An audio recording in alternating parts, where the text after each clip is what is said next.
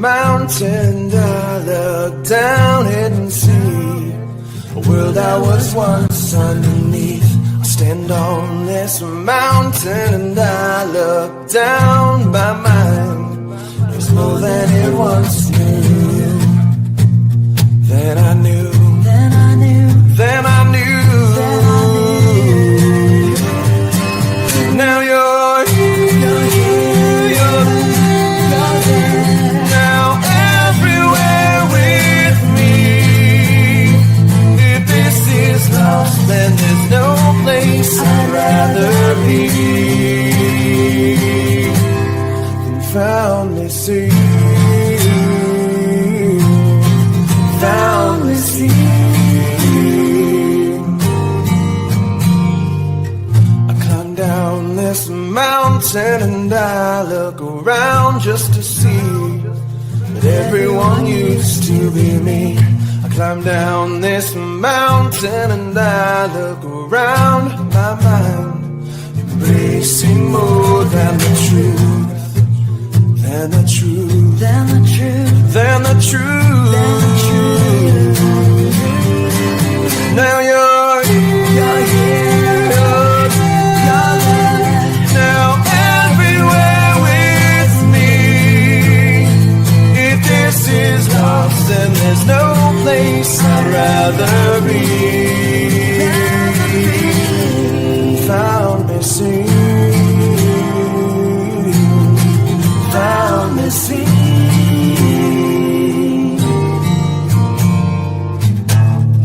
I once was blind, but now I see the beauty of the world before me. Now you're there. Now everywhere with me. If this is lost, then there's no place I'd rather be. Now you're there. Now everywhere with me. If this is lost, then there's no place I'd rather be. Found me sing. Found me sing. Found me sing.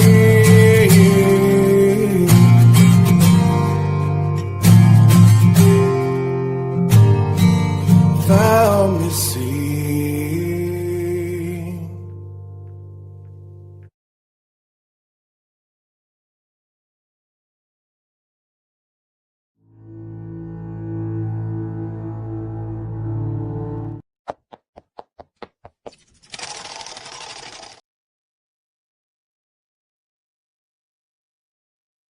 Hello, hello, hello. Welcome in this beautiful Saturday evening. We are going to have a special guest tonight. When life does happen live, we're having some technical issues on the audio end of our special guest. She will be here shortly. Thank you guys all for coming in tonight. As always, we're going to run through the chat. We got Kimber number one. She says, please like, subscribe, and share this video out. We have in the house FarQ, our favorite Aussie sister in the house. We got Kimber. We got ArcticFox in the house. Stormy's in the house. Doodlebug's in the house. Buckle up. We're taking a trip to Australia. We're going to the land down under. Let me get my big floss water for the spiders. Oh, Lord. Fair warning. I pee a lot. I will protect you, Doodle. Kimber's got your back. All arms inside the vehicle at all times. At all times. Make sure you keep all of your extremities in the vehicle. This will be a bush journey. There will be kangaroos and wallabies and drop bears and all the things. What did you say, Kimber? I don't have my. I read that wrong. What did you read wrong? What did she say? As long as none of those bug ass bugs eat me, I'm excited about the trip to Australia. I'm pretty excited about the trip to Australia too. Your mind's always in the gutter. Mine stays there. Hi, Paula. Thank you so much for coming in tonight. As always, beautiful Paula here with us. Thank you, thank you, thank you. It's an honor and a privilege to have you here. There's PJ in the house. PJ's lighting their way home. Were you guys singing along to the intro? I was. Mom, Discord, okay? Discord, the dis of chords. Takes a second for that to load. So I will let that load. Make sure I'm not missing anybody popping in. I'm going to find someone who knows how to turn the headphones on. Nobody knows here how to turn them on. Oh, shit. Does the power button not work? Will the power button not turn them on? The little on and off power button there. Today is Marissa Carmichael Day. Aw. Doodle, I need to get with you to get with her mom and have her come up and do an interview. I've not forgotten her. It just, everything gets a little crazy. Thank you for dropping everybody's links. Child abduction. ArcticFox. All right. So make sure I got everybody. Drifty, thank you for being here. Butterfly, thank you for being here. You got to put Fox in front of it. Fox, Fox Reform, and it'll drop it. Her mom is the sweetest woman. Yeah, definitely. Definitely let her know I've not forgotten about her. And whenever she gets ready to, I will be more than happy to schedule a live with her. Definitely, definitely. Let me pull this up real quick, guys. Helps if you hit the share button. Share the screen. Amber alerts do take. Nobody here knows how to turn them on. The power button. Are they charged? Sorry, okay, so we have an alert. Child abduction emergency. Arkansas State Police, Little Rock, Arkansas.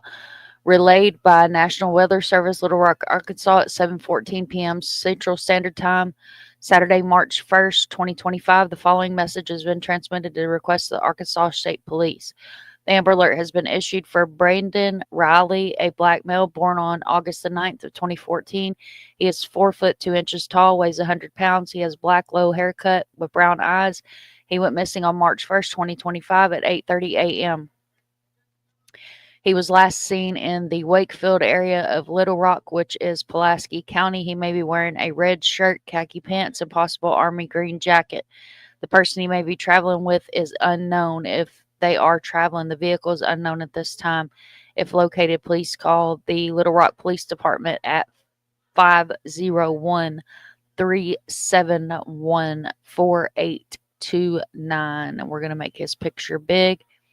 Be on the lookout for this little man.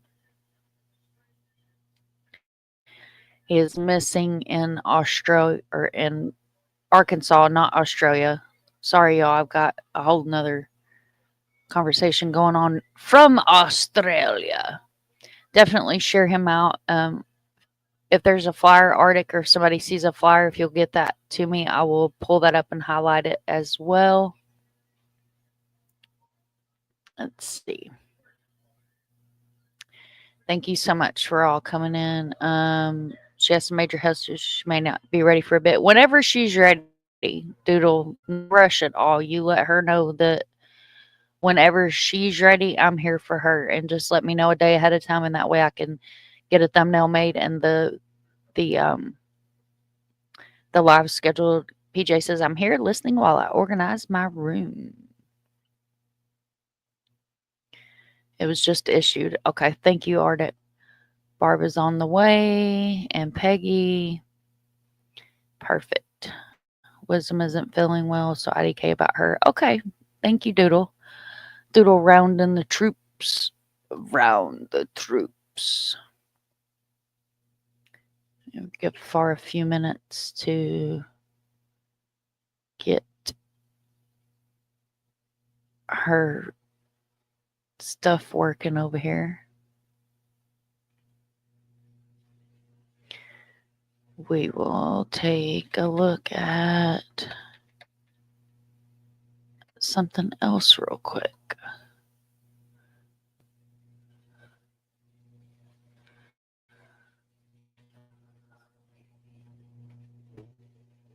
There's Barb. Hi, Barb. Thank you so much for being here. I appreciate you. We're just having some technical difficulties on the Australian side of things.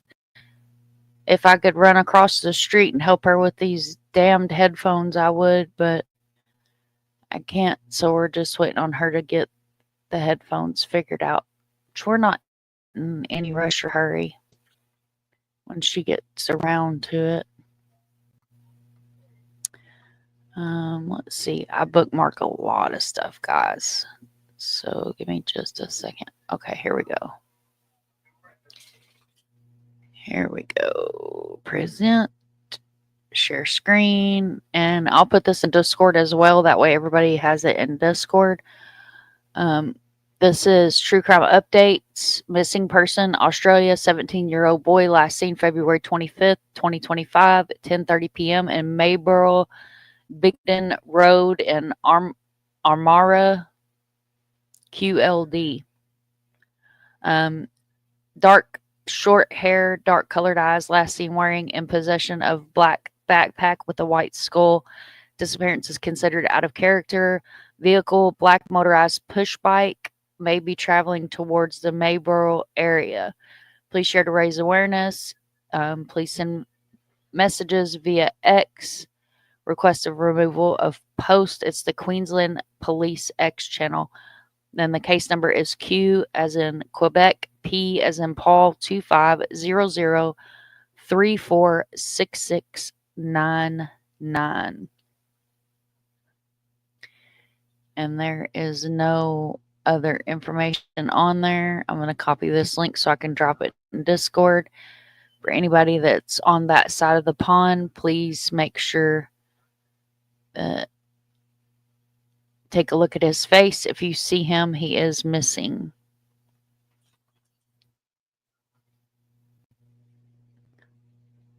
I'm going to drop this in the Discord. I'm going to put it in missing flyers, even though it's not a missing flyer, just so we can keep track of where I put him in case he is found. And that way I will remember to remind myself not to forget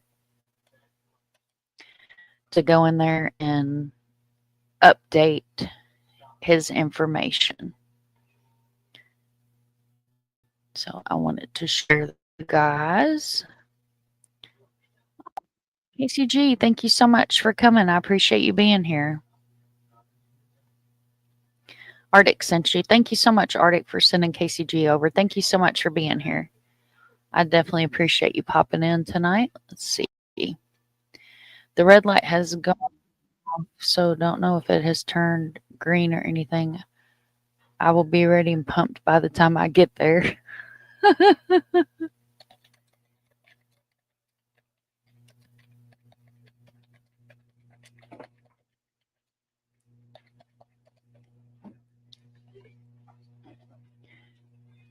The red light has gone off, so I don't know. It hasn't turned green or anything. Might leave them plugged in and see what happens. Okay. Perfect.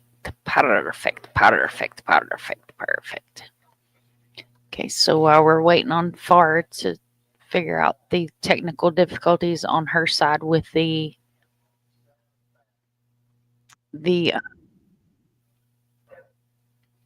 link, this is an Australian true crime night. So I do have another case that I want to bring to you guys here as well. And then when Far gets here, we're actually going to discuss serial killers since the 70s.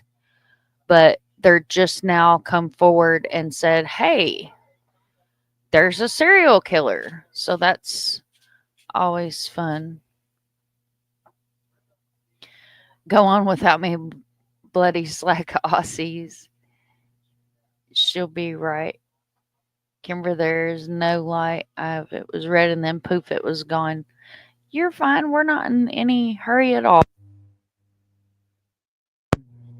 Not in any hurry at all. You take your time.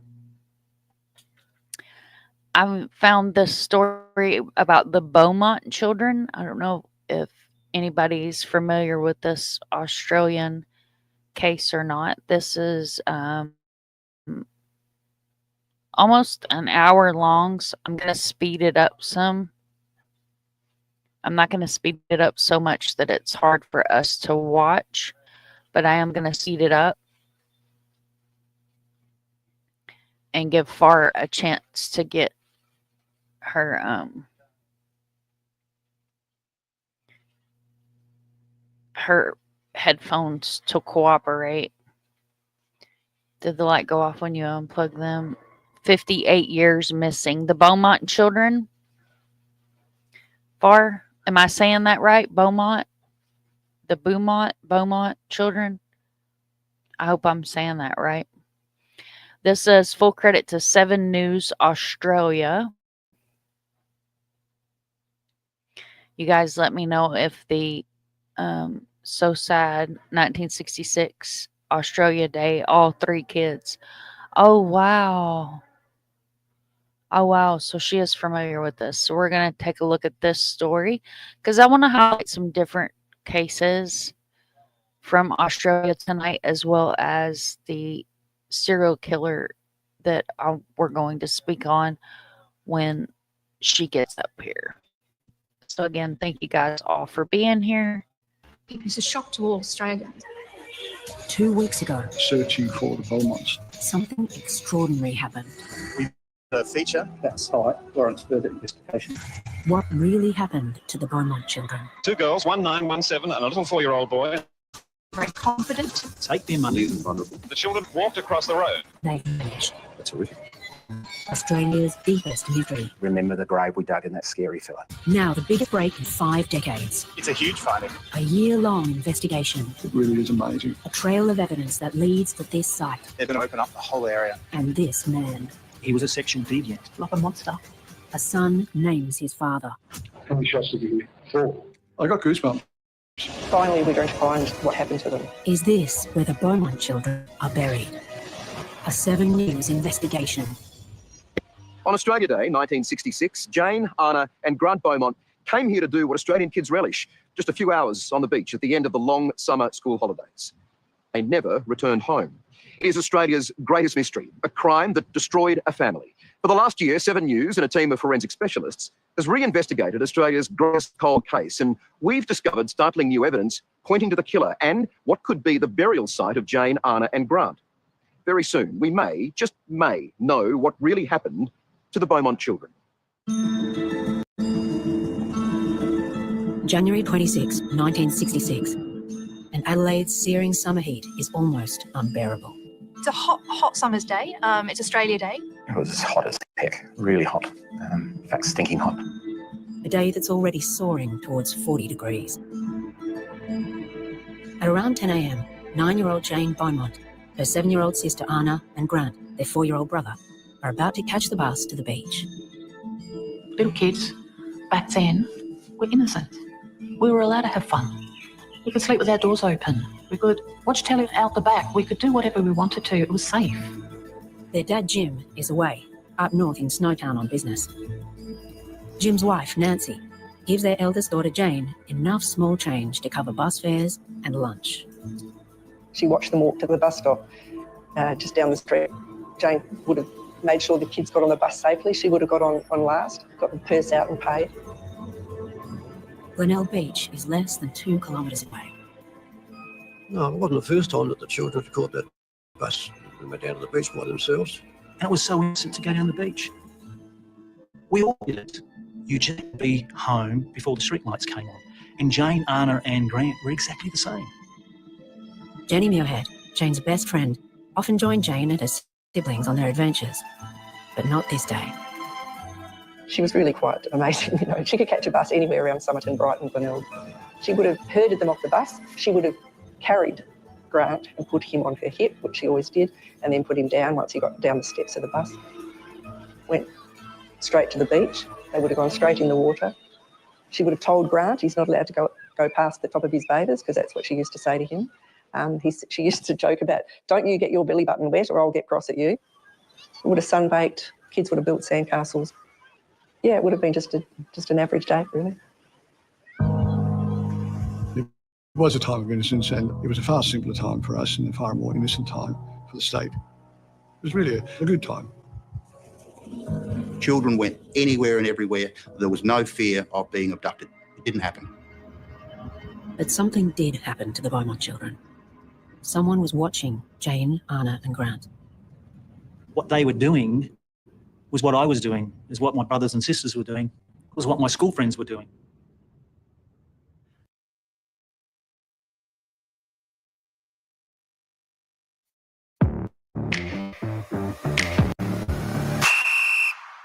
Janet! When's the last time you had a vegetable? Tuesday month. Damn it, Janet! Meet Groons, a daily pack of 8 delicious gummies filled with all the essential vitamins, minerals, and super. And it does upset me because that was my life, and they're gone.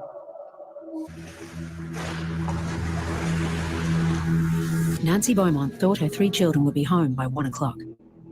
Increasingly panicked, she waited as bus after bus returned from the beach without them. By mid-afternoon, she was joined by her husband. He was a travelling salesman, and he'd sort of give the children a surprise and get back early. So he got back, only to be met by his wife Nancy, who stated that the children hadn't returned home from the beach. After frantically searching the beach and nearby streets, Jim Beaumont went to the police. Around, I think Mr. Beaumont reported them missing at about 5 or 6 o'clock. So it was at least 6 hours before their disappearance was broadcast over the radio and over the TV. Mostyn Matters was a young detective on duty at Glenelg Police Station when Mr. Beaumont arrived. As the hours went by, we're more and more concerned that something has happened to him. The thing that I'd like to impress on you all is that everyone makes sure that they're familiar with and also make sure your friends are aware of the descriptions of these children. And also, if you have any new Australian friends, perhaps you can assist them in describing the children to them. 2 girls, 1 9, 1 7, and a little 4-year-old boy, and they have brown eyes. Jim Beaumont now divided his time between the police, the search, and the public appeal. What sort of a girl is Jane, the 9-year-old? Is she? Oh, very intelligent, very intelligent. You've only got to tell her a thing once, and she always does what she's told, never to talk to any strangers on the beach when she swims there, always in groups. Be quite able to look after the other 2. Oh, quite capable, quite capable. It's one of those moments, you remember where you were when you were told that she had disappeared. So the first thing, over here towards this ridge, right? You can break line now and come over. I can remember sitting in front of the television and they were looking for her, Grant and Anna. And I can just remember thinking, being in panic. Jane, where are you? You know, you must be somewhere. You never thought that she would just disappear or someone would take her. But I kept on thinking, you know, she's such a sensible girl that she would get a message to someone. Today is the 7th day that Jane, Anna and Grant Beaumont have been missing, and it's the 4th time that the police have searched this area of the Sand Hills. Initially, police thought there were 3 possibilities. The children had either been kidnapped, or were hiding, or they'd suffered a tragic misadventure like drowning or collapsing sand dune. Police volunteers scoured the beaches. It was the largest search in South Australian history, on land and on sea. At Glenelg Police Station, Austin Matters and his detectives were overwhelmed by people phoning or coming in with reported sightings.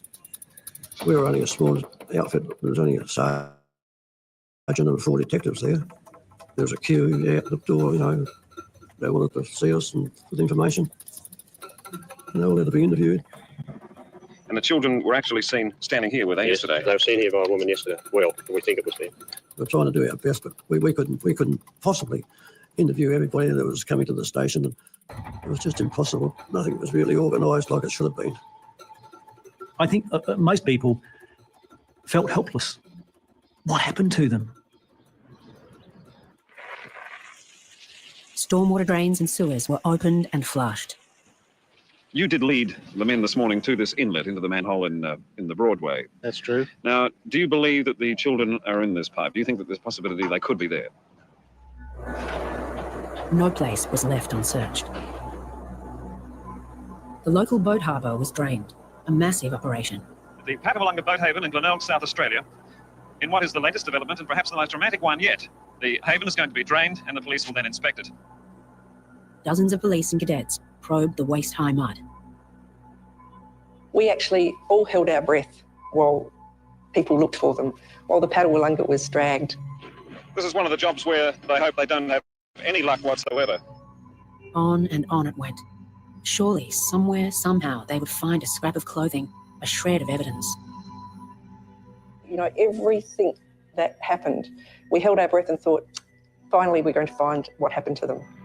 How's it going? But each lead failed. Children had vanished.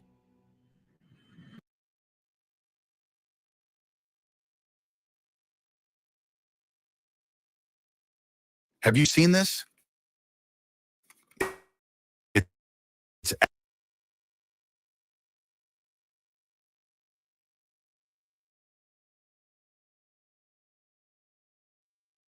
absolutely insane. Look at the presentation, what's inside this. In November 1960, 9 months since they were last seen, a local businessman flew the famous Dutch clairvoyant Gerard Croiset to Adelaide. And that was a farce. No two ways about that. Croiset claimed he'd had a vision of the Beaumont children and arrived in Adelaide to a reception rivaling that given to the Beatles. Do you hope that Dr. Croiset succeeds, Jim? Oh, well, I mean, that's his belief, and I really appreciate him coming over, to find the children. I think it'd be very difficult for him to meet us. I think he's a very feeling man, and I think that his main objective is finding the children more so than talking to us, perhaps.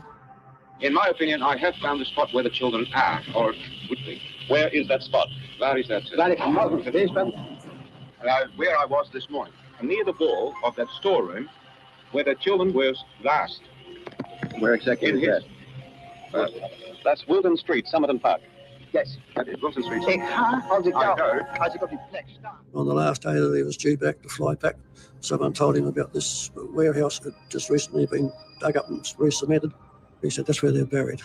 So off they all went down there again and dug it up. Yes. If I say they are buried there, I am sure. Nothing was found. Well, what can you say at this moment? I mean, we've been hanging on for 9 months and 14 days now, and, we just got to just wait and hope and pray. Well, naturally, they were very upset, and because they were subjected to the crack calls that came, letters accusing them of taking the children and what have you. It became a circus around them. Oh, yeah. They suffered a lot, they really did. I don't believe that the children are dead, and I'll cling on to the hope until there's any evidence found otherwise.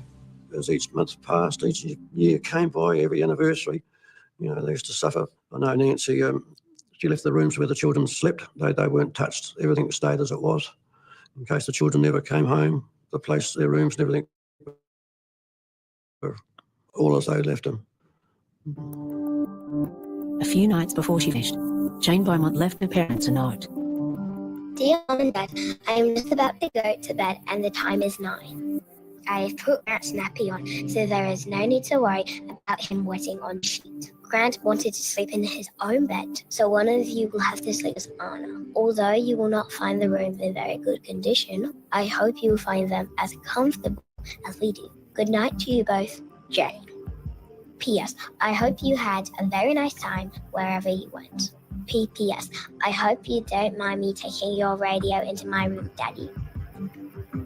Jane was the custodian of her two siblings. She would do anything for them. Late in the morning at Glenelg Beach, an elderly couple saw Jane, Anna and Grant playing with a tall man, whose description they later gave to police. I believe that they'd met him before. It's not the first time they'd met the man. It was quite a friendly, it was almost like a parent playing with the children. Jane carried an off-white purse and had been given enough coins by her mum for their bus fares and to buy lunch. The elderly couple reported that the man with the children said they'd lost their money. Do you believe it was coincidental, or was that part of the plot? It was the plot. It was now you take their money, leave them vulnerable, of course, and then come in as the white knight. Yep. If your plan was to entice these children somewhere, to get them away so you could do whatever it was you wanted to do, what better way than to remove the method of getting home and be able to offer them an alternative? They went willingly, I believe, from the beach with someone. They weren't dragged kicking and screaming away. At around lunchtime, the children were seen again. They were about 100 metres from the beach when Tom Patterson, their local postie, saw them. The spot where Mr. Patterson last saw the three Beaumont children. He was riding a bicycle down Mosley Street. I thought this was so interesting. Thank you all for being here. Thank you so much. I know I saw Spanky come in, Wild Hair come in, Tree Nuts here. Missing somebody. I know I am. I'm having to scroll up, guys. Plus ones. Thank you for being here. Thank you all for being here. Mom, there is a case where there's closure in Australia. Okay.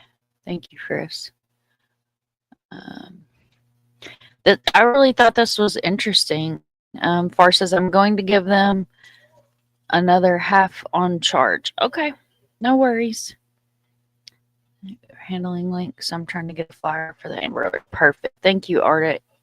You're awesome. You're amazing. Hopefully you guys are enjoying this video. I mean, as much as you can. It is missing children, but I just thought it was really interesting. He saw them standing right where I am. He stopped his bicycle just here. He said hello to them. Then he turned around the corner into Jetty Road. I went down towards the post office. Young Brack called it. Far says they just finished up the dig for the Beaumonts.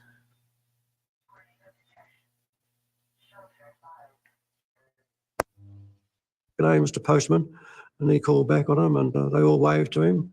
Now, the children, after he passed by, the children walked across the road.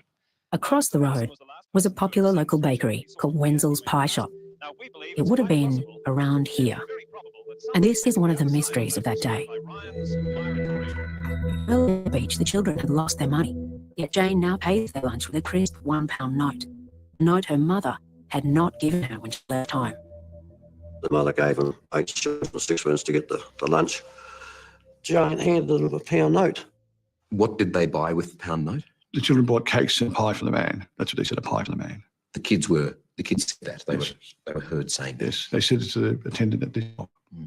That's when they disappear into thin air. Yeah. Have you been able to find an example anywhere in the world where 3 young children disappear and are never found again? Certainly not 3 siblings. And certainly I've never heard of anything like that since.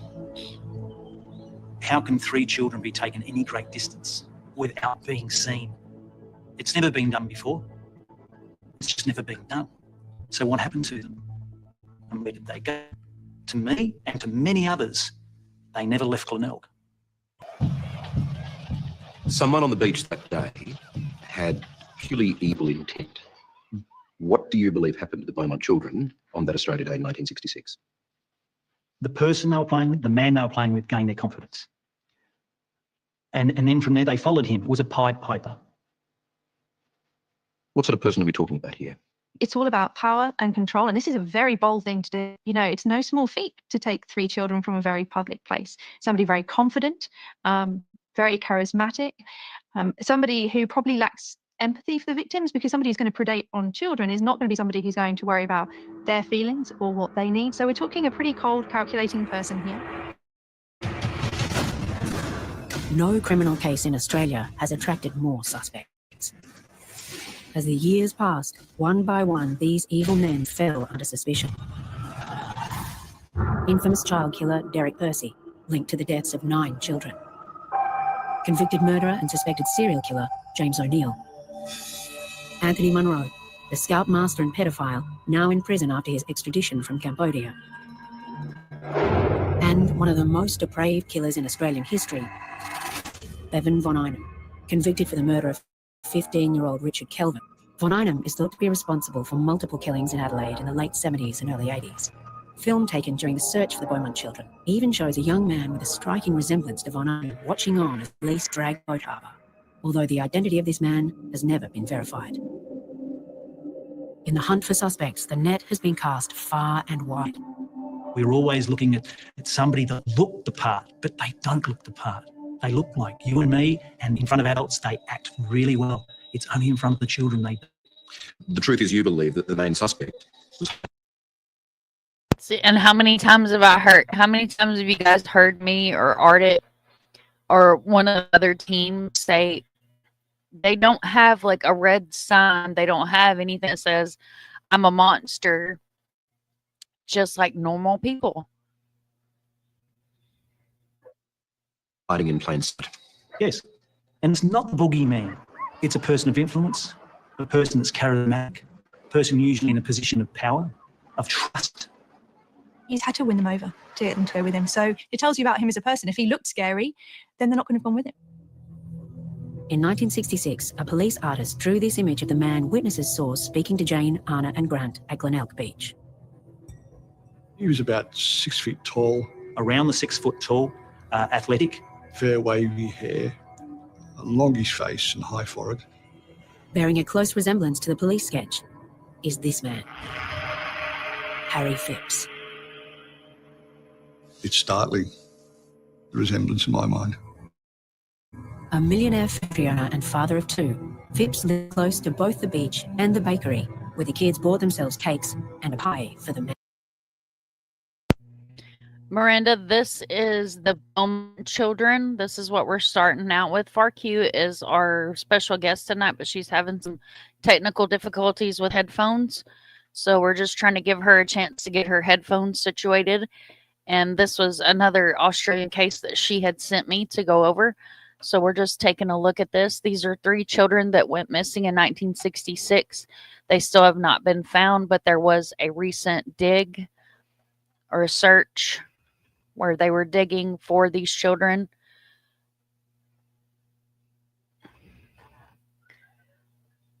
You did not hear the name of the children. It was the Beaumont children. Their names are...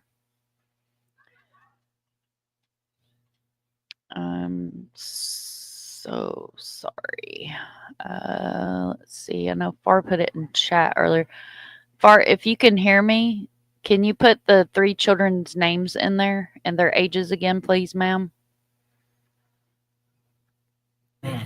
Considering it's a hand-drawn sketch, I don't think you could have got it closer had you been looking at Harry and drawn it. The more I look at Harry, of all the people who've been suggested over the years, and there have been many, I think he is the most likely to be the actual offender.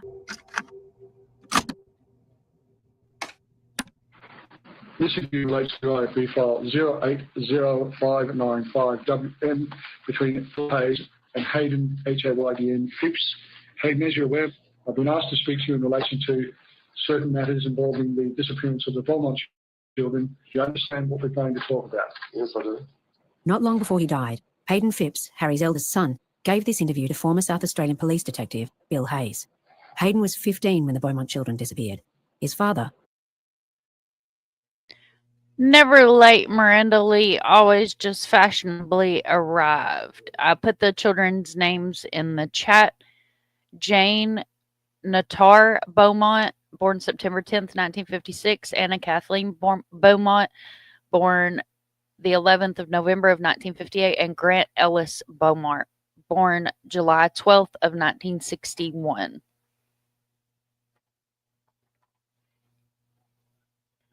Was in his 40s. How tall was he? Oh, he's in the region of 6 foot. The full contents of this interview have never been publicly revealed. Well, did you see them talking to Harry? Yeah. I saw him coming into the backyard from the Curry house. They came into Dad's car. I think they went inside the house, and that's it. Did you hear what they're saying? No, it's just like Hayden's decision to speak came at the urging of his second wife, Angela. When did Hayden first talk to you about the Beaumont children? We were watching television one night and an item came on about the Beaumonts. And he said to me, I always thought Harry had something to do You're good, Far. You got enough going on with the damn headphones. There's a reason why. All right, but it was a real hot bastard of a day. As hot as hell, must have been 40-something plus. It's the day that the Beaumont children went missing. Oh, yeah? They were last seen in the Collie Reserve. Collie Reserve is a stone's throw from where Harry lived, in this house, with his wife and 2 sons. Let me give you an idea of the very close proximity of the distances and the locations. Glenelg Beach, where the children came to swim that day. Over here is Collie Reserve, where certainly the Beaumonts were spotted playing.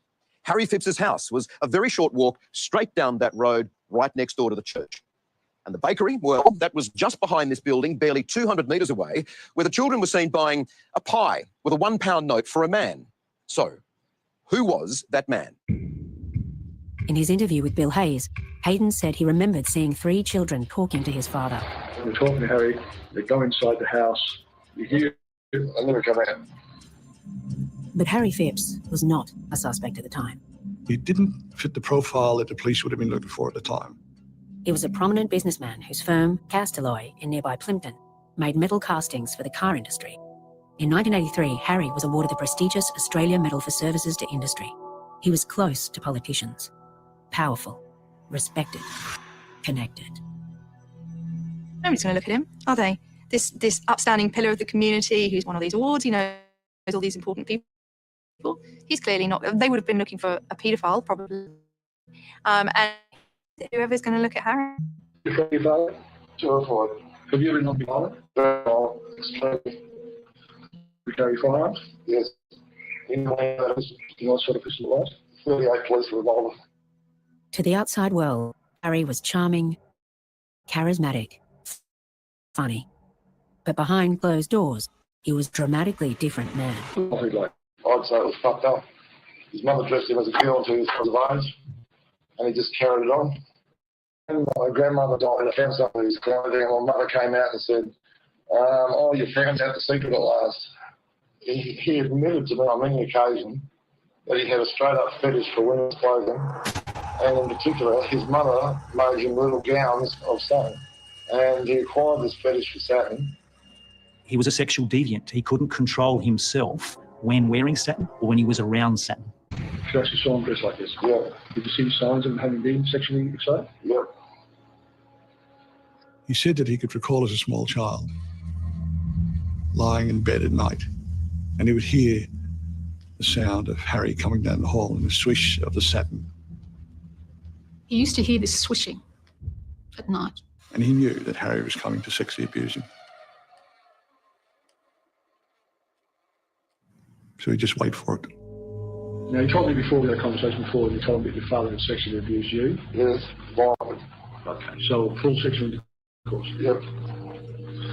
All right, how long did this abuse go on for, Hayden? Until I was 14 years of age. 3 times a week for about 8 years, which I'm assuming Hayden got big enough to deck his father, and that's why it stopped. I became big enough and strong enough to protect myself. And one night he picked up a plate of food and slammed it in my mum's face, and the china plate broke and cut her face open. So I grabbed him by the hair and dragged him out in the passage and dropped him. And I just held him down by his shoulders and punched the shit out of him and said, don't you ever hit my mother again. You never hit my mother again. What about you? Never touched me again. Hayden had his problems, obviously, but in relation to his telling of his own abuse at the hands of his father and the Beaumont children connection, do you believe him to be believable Yes. and trustworthy? Yes. Why didn't he come forward years and years ago? Who's going to believe him? You've got a father that's a very wealthy man. He was a millionaire, and he has influence. And he was a member of the Adelaide Club. Mention the people he knew. Harry Phipps lived until his 80s, dying. Doodle, can you, if you're still in here, was Emily Bishop found safe?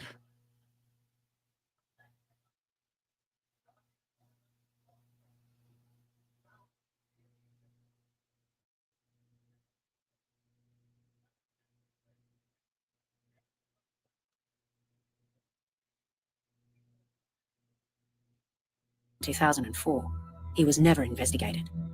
10 years later, Hayden, his son, died. A broken man.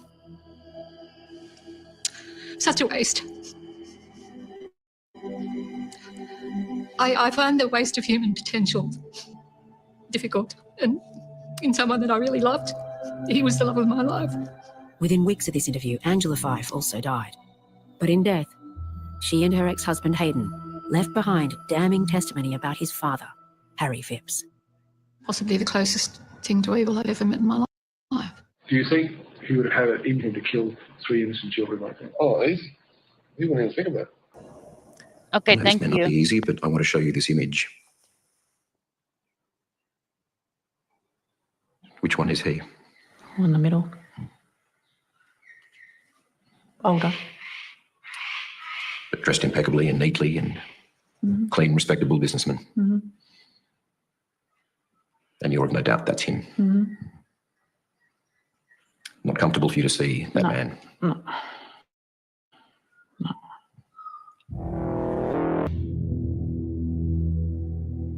Harry Phipps was Adelaide establishment. He had status and he had money. Harry had it all. But it wasn't enough. Harry was a predator. In 1979, near his Castilloy factory, the well-dressed businessman raped a 14-year-old girl. She has never publicly told her story before. My best friend lived around the corner from behind Castilloy's, and I remember having my school uniform on, which back then was very short, as they were back then, and I ran to my friend's place. This would have been about 4 o'clock when I headed her place, and she only lived not even a 3-minute run to her place. Linda stayed at her friend's for around 2 hours. On her way home, she encountered the man she's identified as Harry Phipps. He basically just said, "Oh, hi, how are you? I've seen you around," which he did. I used to stand on the corner of Castilloy's, and I've seen him a few times. So you recognised him? Yeah, yeah.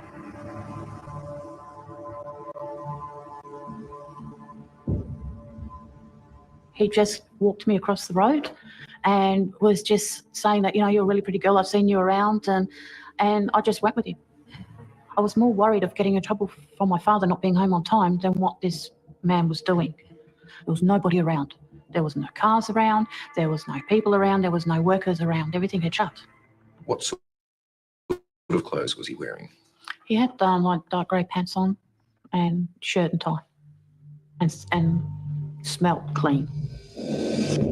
When you're accessing senses like smell, that is because you're taking yourself back to an event. So those kind of details actually make it more believable to me from a victim perspective that she's got a very clear recollection and she knows who the offender was. He was a smart, clean businessman. Very, very. That's why I think he was a bit trusting too, because he didn't look, like a monster. He didn't act like one. What is he saying? Sit down here, you're a really pretty girl, and I've been, I see you in the morning, so I know you're around, and I see you going to school and all of those sorts of things. And then he just became a little bit more forceful. And then he'd stop speaking. He did the raping, but it started getting really slimy, really dirty talk and things like that. Yeah. I know that's not easy, so. No. When he was finished, Harry Phipps began blaming her. Yeah. It didn't matter that I was crying or that my uniform was filthy or that my legs were scraped, gravel rashed and things like that, or that I was bleeding. It didn't matter. It was almost like, see what you made me do now? You know, you got my pants dirty. You got my shirt, you got dirt on my shirt. He said that? Yeah, because it was all dusty.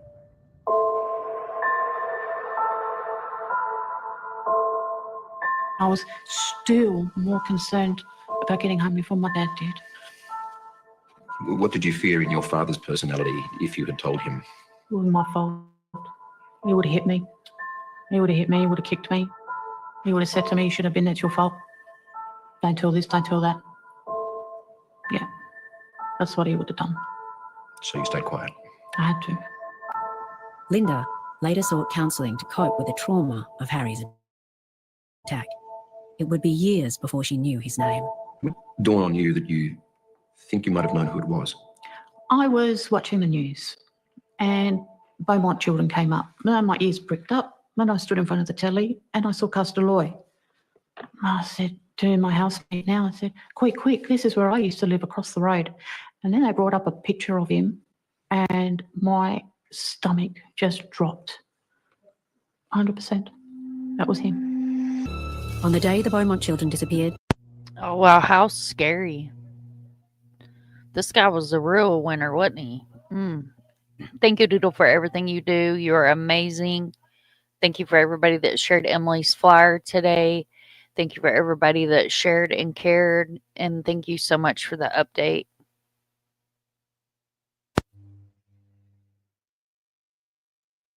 They were last seen buying lunch with a £1 note at Wenzel's Bakery. If you talk to anybody in the 60s, it was a kid or an adult, that how much a pound note was. That was a wow factor. And Jane was given that pound note. You have her confidence. Someone must have given it to them. And we know that Harry, because we have statements from a number of people, including the son, that Harry, if he wanted you to do something or disappear, he would give you a pound note. So it was unusual for him to give out pound notes as much as you want. If you don't remember making pies, I think you like pies, yeah. Jane Beaumont kept her money in an off-white clip purse. Many years later, Harry's widow invited Stuart Mullins into the Glenelg home they'd shared. Stuart was investigating rumours about Harry and was shown around the house, including the basement. But there on the shelf, there was a clip purse. And it looked out of place. It was in pristine condition, but it was out of place. After leaving, Stuart contacted a colleague who told him of the potential significance of his discovery. The next day, Stuart rang Harry's widow. And I said, I need to come back and have a look at something, which she said, that's fine. And so we went down to the basement and I said, look, Jane Beaumont had a very similar purse to this. And she said, no. She said, I bought that at an op shop last week.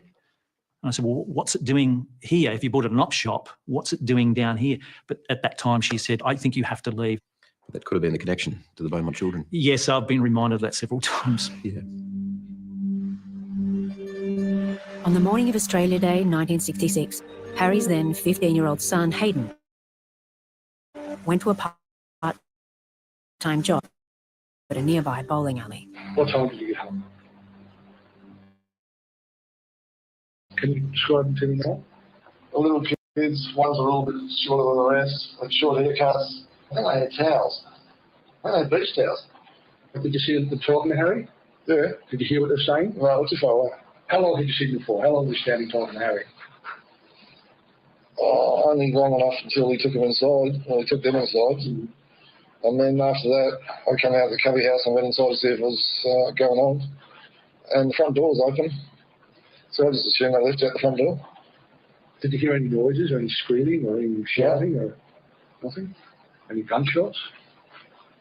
Yeah, we had some gunshots go off, but Harry's always letting off gunshots. That's enough. You think it was all with the kids in the house? There was gunshots going on?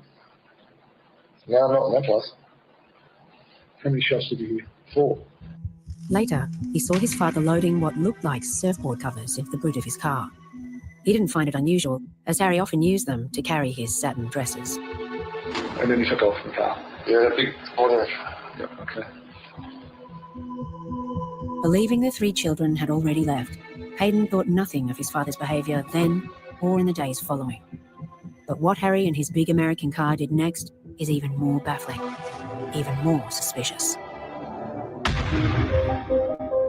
The car was quite a new car. I don't know the brand other than it was what we would call in those days an American vehicle. A yak tank. Yes. We were asked to dig a hole. It had to be done on the long weekend and finished by Sunday night. It was hot as heck, really hot. Occasionally come over to the hole and say, no, I want it deeper. And then he would just sit there and stare at us. And then he would drive away. Australia Day 1966 and the days after are well remembered by David Harkin. It was hot as heck, really hot. In fact, stinking hot. So just quick public service announcement. If somebody comes up to you and asks you to dig a hole and then tells you it's not deep enough, those are red flags.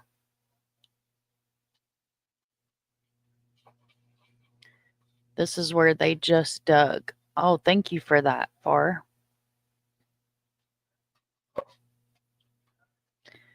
I've heard about this family on and off for a long time. Wow, KCG. Well, thank you so much for being here. He and his elder brother lived in North Plimpton, close to the cast alloy factory.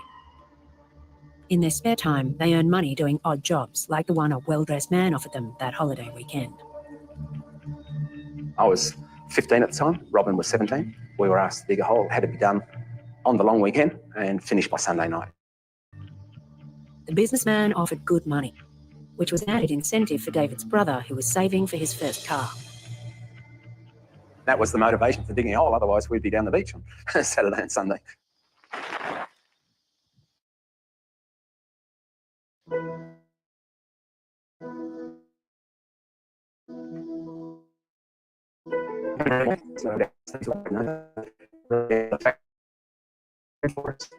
The shovels were there. There was a fellow there. He directed us to where, and pretty much heated. Approximately 2 yards. Guilty are number one. a Thank yard you wide for and being about here. In metric, that's KCG slightly says she'll under hit 2 meters long, KCG's a metre wide and 2 meters deep. For some reason, it needed to be that shape and quite straight sides. Insistent on it, and we'll take it out. He would just sit there and stare at us. Actually come over the hole and I want it up, and I sit there and watch the roll right off it. There was no pleasantries involved or thank you for your work or anything like that. He would just look at us.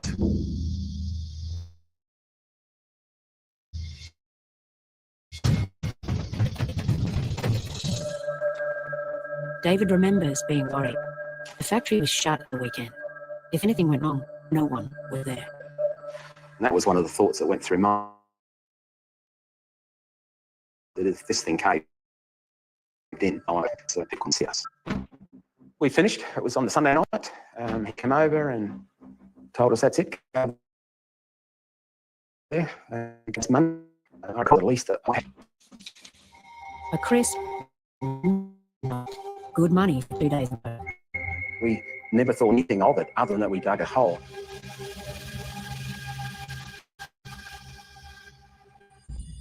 There was nothing there to connect it. At that time, the children had gone missing. It was more they hadn't come home. When did it first occur to you that you might have actually a grave back there? Years ago. And what made you think? KCG, I'm not monetized, so I don't have memberships or super chats or none of that stuff. But thank you, though. That's very sweet of you. Well, there was at home, we're having dinner, my wife and myself, and tonight had a documentary on it, and they named the Castorloy site as a potential site. They named the fellow from here as the owner of the site, as to being quite involved. And it was at that point that I said to my wife, well, the hairs on the back are standing up, and as kids we dug a hole. This dramatic new lead eventually prompted police to dig the castle factory. It was 2013. But for all the effort, nothing was found. Fortunately, the dig had to do with new information found relative to this investigation. A small but critical error had led to a big mistake. And nothing else had changed. We definitely got the hole. The date was right. The time of the year was right, and dimensions and everything else. We're in the wrong place. In 2016, after he began reinvestigating the Beaumont case, we're in the wrong place. A mistake was discovered with the this rare aerial photograph of the factory taken in the mid-60s. What it revealed is that the gate the police and the Harkin brothers had used as their landmark in 2013 was not there in 1966. The real gate was here. This is actually our point of entry because there used to be a second gate here that the eyewitnesses described coming through. The car would have driven up that Phipps was in and parked in that area over there. And then they actually think that they dug the hole for him back here in this flat area. So clearly this is going to be our primary site of interest. The photo had solved one puzzle. The archaeological scientist and his team to provide the answer to the next. Could new technology pinpoint the that's exact place frustrating the Harkin part. brothers had dug? The possible burial site of Beaumont children? In January, in near 40-degree heat, All right, Adelaide 37 at the moment and 41 later. archaeological scientist Ian Moffat and a small team from Flinders University began the painstaking task of testing the soil at the old Castalloy site. What it's not going to show is bones. What it shows is an anomaly, something that's different. So we're looking for an area of ground that is different underneath than the surrounding of about the right size. In terms of this mystery, this is really cutting-edge technology. I don't know of anywhere else where this has been used before, especially in a forensic capacity. The testing took 3 days. We're going to take this back to the lab and put all of these results together into one big 3D model of the site. It then took nearly 2 weeks for data to be analysed, both in Australia and overseas, and a profile of the soil where the Harkins Okay, said Arctic, they'd you're dug good. to be visually constructed. But when it was, what it showed was literally groundbreaking. Hello, Xanthi. Yeah. The thing I'm really excited about is the features are about the right size, they're about the right shape, they're sitting at the right depth, and best of all, they're approximately in the area where the history from the site suggests that they should be. Armed with his breakthrough on Friday the 19th of January, Ian Moffat drove to present his findings to South Australian Police. This is a really significant meeting. It's a huge finding. It's always difficult with geophysical data. It's an indirect indication of what's in the ground. So I don't want to jump to the conclusion that we've definitely found these bodies at this stage. But what's certainly been found is some disturbance in the soil that fits the description of the grave. And so I think that makes it very compelling. Ian was joined by forensic criminologist Dr. Xanthi Mallet. Less than an hour later, they emerged with stunning news. Really exciting. The police have taken over the investigation. They're very interested in the results that we've had, and they're moving forward to dig the site as soon as possible.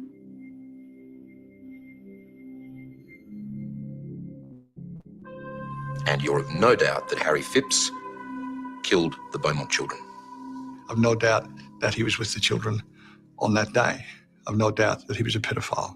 I've no doubt that he was a dangerous man when aroused. I've no doubt that on the day he was handling his satin clothing, and when he did that, he became sexually aroused. And into that walked 3 little children. Those are the things I'm sure of. Last Friday marked the 52nd anniversary of the disappearance of Jane, Anna and Grant Beaumont. South Australian police have now marked out and secured a section of the Castalloy site, which is right behind me. That area is now a crime scene, and very soon, within a few days, as a matter of fact, a team of police and forensic specialists will begin digging. Only then will we know what really happened to the Beaumonts, or if the mystery remains. Earlier, I spoke to Detective Inspector Greg Hutchins from the South Australian Police Force. The site has now been declared a crime scene. What is the next step? Logistically, what happens? We need to meet and discuss with a number of specialists, anthropologists, pathologists, specialist crime scene examiners, because there's clearly a number of possibilities that need to be considered. And what ifs, what if they find rubbish? What if they find bones? All these things need to be considered and potentially can slow down the process considerably. Just on a human level, the detective looking at this case, serving, and the past detectives who've been on this since the very beginning, how significant is this? Absolutely huge. It'd be significant. It'd be significant for the country if we could find out what happened to 3 of my children, many, many years ago. The family have suffered considerably for a long, long time without any answers. And joining me now is Dr. Xanthi Mallard, a forensic criminologist with the University of Newcastle and a member of our 7 News Investigates team for the past few months. Xanthi, you will be behind the fence line when the dig actually happens. Who else will be there and what will they be doing? This is a full forensic investigation, so primarily police personnel and forensic experts to assist them. The main one being a forensic anthropologist who will be there to oversee any elements of human identification. So if any bones show up, for example, that's the expert that will help identify who that is. But make no mistake, this is a major forensic investigation. Yes, the South Australia Police are very much taking this seriously. So this is a full forensic investigation. They'll be wearing their full personal protective equipment, as you would imagine at any other crime scene. Okay, Xanthi, thank you for that. And thank you for joining us tonight. You can keep up to date, of course, keep following this breaking story by watching 7 News over the coming days.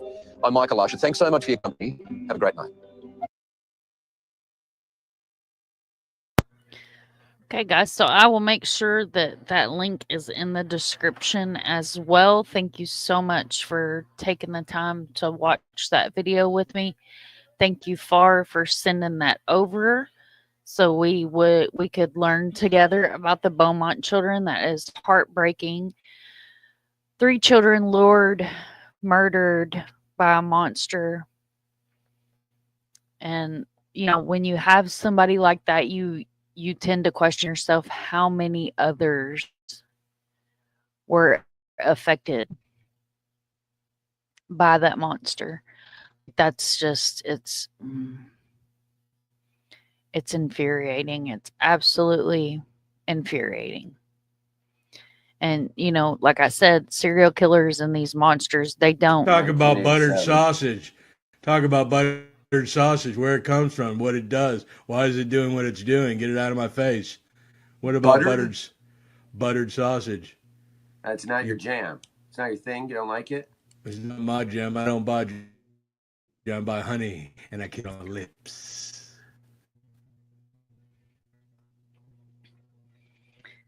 That was for the buttered sausage in the chat.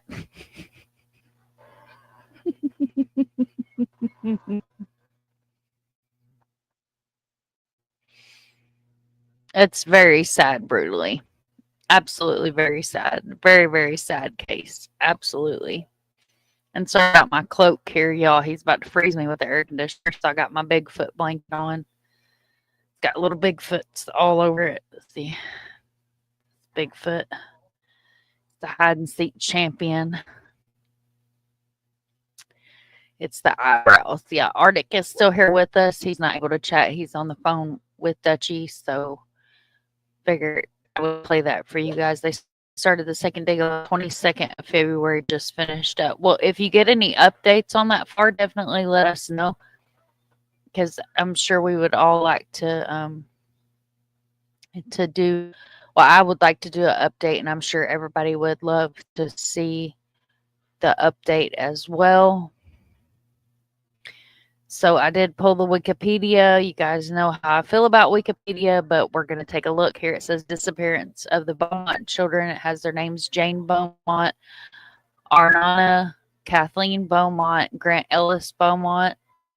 Police investigations revealed that on the day of their disappearance, several witnesses had seen the 3 children near Glenegg Beach in the company of a tall man with fairish light brown hair and a thin face. Suntan complexion, medium build, aged in his 30s, confirmed sightings of the children occurred at the Colony Reserve, the Wenzel's Cake Shop on Mosley Street in Glenegg. Despite numerous searches, neither children nor the suspect companion were located. And then here's a picture of the children. And then this was the news article. Isn't that beautiful? It kind of looks like Florida with the palm trees. This is the suburb, the beachside suburb of Glenegg, where the Beaumont children were last seen. So as much as I despise Wikipedia, I'm also going to include that in the description as well for those of y'all that want to go and read over the Wikipedia as well. Let's see. It's a very sad case. It is a very sad case. Buttered sausage. Life is precious, absolutely. Chris, I think it was another pair of offenders that were in the area at the same time.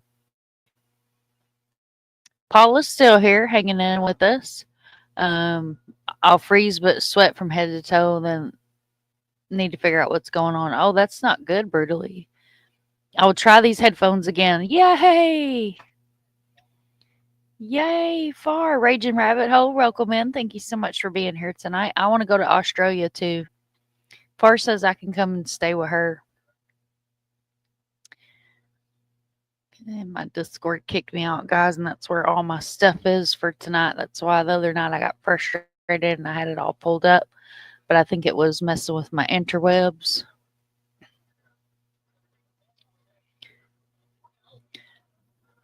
Butterfly's still here. Thank you so much for hanging out. Kimber, do you like snakes, spiders, and stuff that will hurt you in the water? Well, hell, just come to Florida if you want that stuff. We got all that and more. We got snakes and spiders and bagoogers and swamp apes and all the things. Yeah, she's... she can't help but be stuck to me. The baby. Doodle says hi, baby. You want to say hi to Doodle? You say hi to Doodle? Say hi, Doodle. Florida scares you? Florida scares me too. I don't go in the yard after dark. There's bagoogers and bears out there and alligators and whatnots and so on and so forth. I ain't got no business out there after dark. I don't mess around. Craig says I'm scared of the yard. It's not the yard I'm scared of. It's what might eat me and drag me back into the swamp. It's on either side of the driveway. So I'm good. I'm good. I'll stay right the hell where I feel safe. All right. So that was a short video. But now we're going to cross over and we are going to take a look at 67 women missing and murdered in Australia. This is a serial killer that has the Byron Bay serial killer has apparently been loose and serial killing since the 70s. You have your cats. Oh, I love cats. I haven't had a cat in a long time now. Plenty of stuff will hurt you here too. Yes, you can do shorts now. We're so proud of you. Yes, 67 either missing or murdered women. So I'm going to pull up this video. Guys, I'm not turning off my camera to be ugly or anything. I'm turning off my camera because I am on swamp signal. I do live in the swamps. And if I don't turn it off, it's going to be like, and then you guys won't be able to even hear what this gentleman has to say. Worst serial killer in the nation's history has gotten away with it. The worst crime in our state's history is unresolved. Many survivors have recently come forward detailing their experiences with a loose serial killer in Australia, and a member of their parliament has since confirmed that this is in fact happening, and a lot of these victims are not able to speak out because they are missing or murdered. In fact, there are 67 women who cannot speak out for themselves. Now, when this all came out, a TikTok had already gone viral. This was of a girl named Kaylee who had posted about her experience surviving an attempted kidnapping at Byron Bay weeks prior to this announcement. So I look behind me to see a man a couple of meters behind me. And this man does not look dressed for where we are. It's like 30 degrees and he is in gloves. As soon as I look at him, he disappears either like down this side street or like into somebody's front yard. Now, I don't know if that man was actually there to kidnap me or something else, but that man was definitely there with me as his target for whatever he had intentions for. So when it was finally released by Parliament that these 67 women had gone missing on the same area, Kaylee posted an update saying that she started tracking the missing and murdered prior to that announcement on a map. There's 82 people on this list. I hit the wrong button, but this is truth.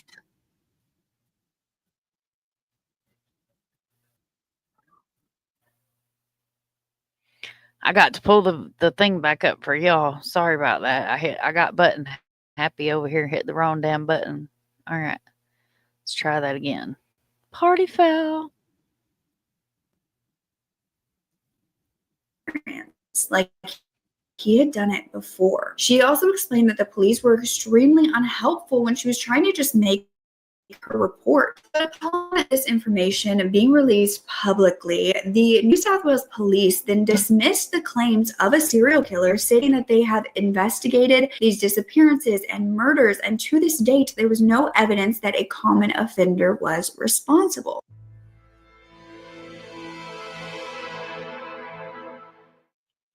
Bullshit. I call bullshit. Bullshit. 67 women and it's not a serial killer? I'm sorry. Bullshit. I call bullshit. I call bullshit. It won't let us turn it on. How hard is it? One switch won't work for me.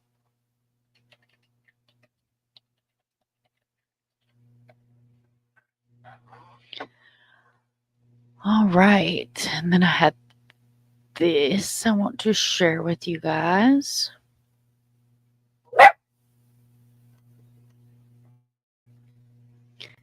Going to pull this up, share my screen.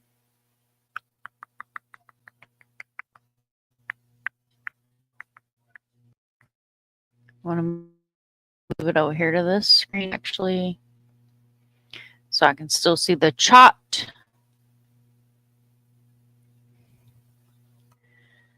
This is Women's Day. I'll be totally honest with y'all. I didn't even know Women's Day was still around. True crime is a Byron Bay serial killer on the loose.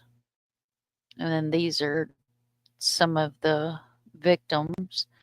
The NSW, which is North Coast region, is home to beautiful beaches, tranquil bushland, perfect surf swells, and potentially a mystery of a Byron Bay serial killer was recently claimed a single individual could be responsible for the murder or disappearance of 67 women from the region between 1977 and 2009. Narelle Cox is one of those missing people. She was just 21 years old when she left her.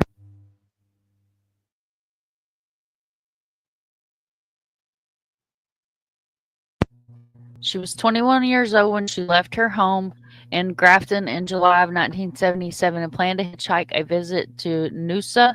This person believed to have seen her is a truck driver who took her from Grafton to Brunswick Heads. Narelle's family and kids have long believed in her disappearance could be the notorious serial killer Ivan Milat, who was working in the area at the time. Such a pretty girl. Oh my goodness. Such a very pretty girl. Make sure I'm not missing any comments. Well, if it's not a serial killer, it's 67 different murders, right, Peggy?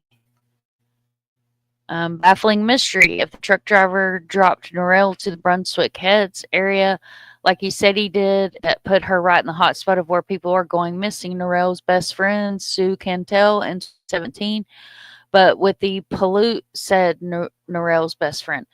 But the police running out Milat as a missing person interest in the 90s, it's now feared that Narelle and other women went missing in the area could have been the victim of a serial killer. In December of 1989, mother of two, Susan Keeley, 33, disappeared without a trace, Belgian, and was recently named as a possible victim of the Byron Bay serial killer. Yet a coroner's inquest completed in 2010 ruled that there was not enough evidence to determine what had happened to her. Such a pretty girl, y'all. Such a pretty girl.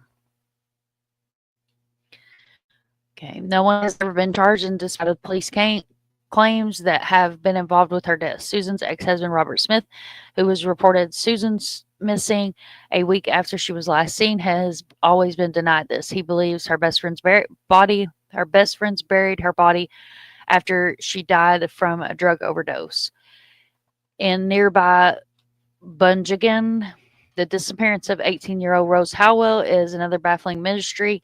She vanished while on her way to see friends in Belgium in April of 2003. She was reported missing 2 days later by her mother, Malia Howell, after she failed to return home, which is uncharacteristic as she was excited for her upcoming birthday. Harmful theory.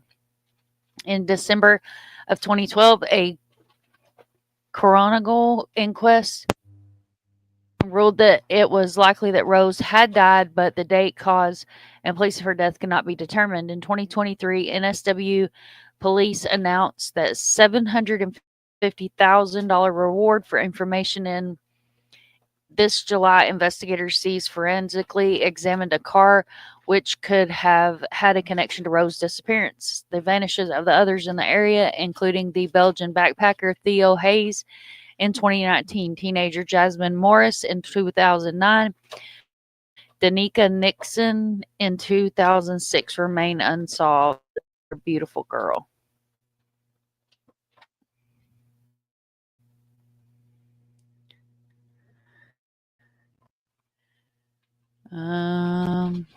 Missing backpackers and Mel have gone missing also. Me and you have talked about this before, haven't we, Far?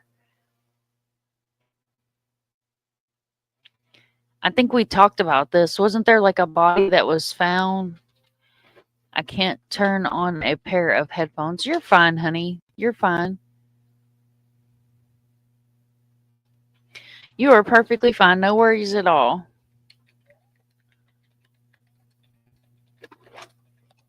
We will be better prepared next time.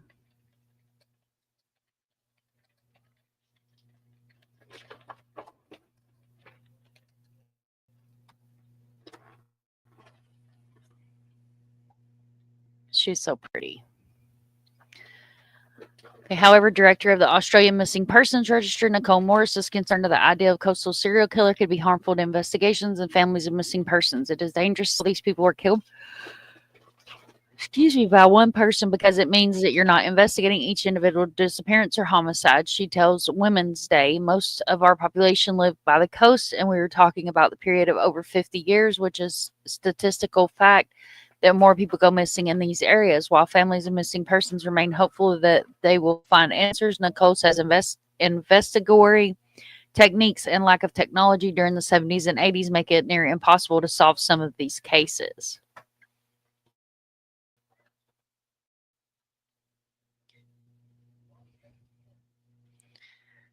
Close calls. Predators were finding it easy to hunt young hitchhikers because it was very common, and we didn't have CCTV or DNA or mobile phones, Nicole explains. At the time, missing persons were regarded as runaways, and police just took down a report and told families to see their loved ones turned up. While other women came forward telling stories of their close calls around Byron area, NSW police deny the likelihood of it being a work of a serial killer. At that point, several strike forces and task forces have probed the disappearance of women in the state's north coast over the years. To this date, there's no evidence to indicate a common offender was responsible for the disappearances. As a spokesperson said, "Did I escape the Byron Bay killer?" Yeah, I thought we had. Now that I've been reading into this, yep, they have found a few bodies. A lot have never been found. That's what I thought. Like, once I started researching it, I thought me and you had discussed this before. I'm so sorry, honey. I've had a long day. I deep cleaned the house today, so I'm like, oh, look at this. I didn't even know y'all had this over there. Former Big Brother Australia contestant Laura Clare tells Women's Day she had a brush with death in 2008 when a man in a van picked her up and a friend while they were hitchhiking from Byron to Suffolk Park. Don't get in a van down by the river. We all have seen Saturday Night Live, and we all know how that turns out with a van down by the river. I got in front of the van, and it was a big rusty knife on the seat, says Laura at 37. Instead of getting out of there, I just put it on the floor. What the hell? See, y'all, there's bagoogers. It was bagoogers. I didn't mean to stop that on her torso. My apologies, guys. Someone was charged in 2021, but not for this, for essaying. I think he is awaiting for trial in 1980 essay, which would have made him 16. Wow. Yeah, hookers in the hotel room down by the river. Down by the... You talking about St. Louis, Doodle? I'm pretty sure I've met some hookers in a hotel room down by the river. That's a whole different life.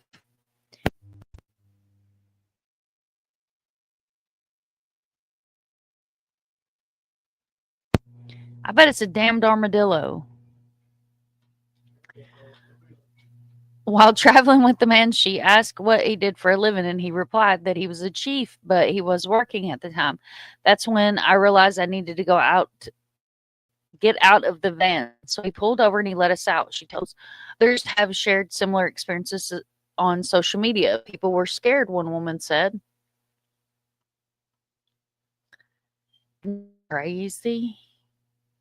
That's crazy. I will also make sure to share that link to that article as well in the description. What are these damn headphones making my ear bend over like unnaturally?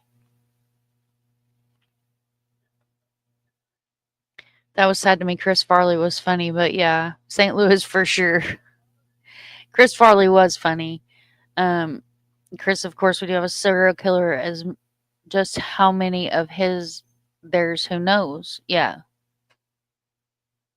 Mr. Cool is who I suspect for some of these cases, and others are responsible for it. Well, again, thank you guys for being here. Thank you for everybody that's lurking in the bushes. Thank you for everybody that's here and enjoying the live tonight. I much appreciate you being here. Our beautiful Far has had some issues, some technical issues, so we will reschedule her being our special guest on panel, and there's plenty of cases in Australia to go over, and we'll be a little bit better prepared next time.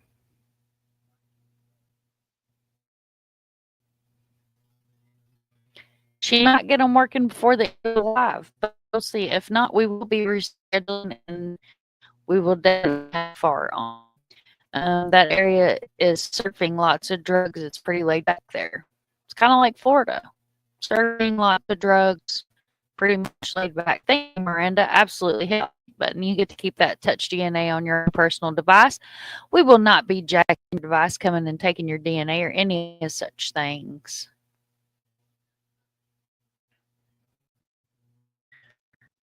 It's trying to make me watch a Jim Morrison documentary, y'all.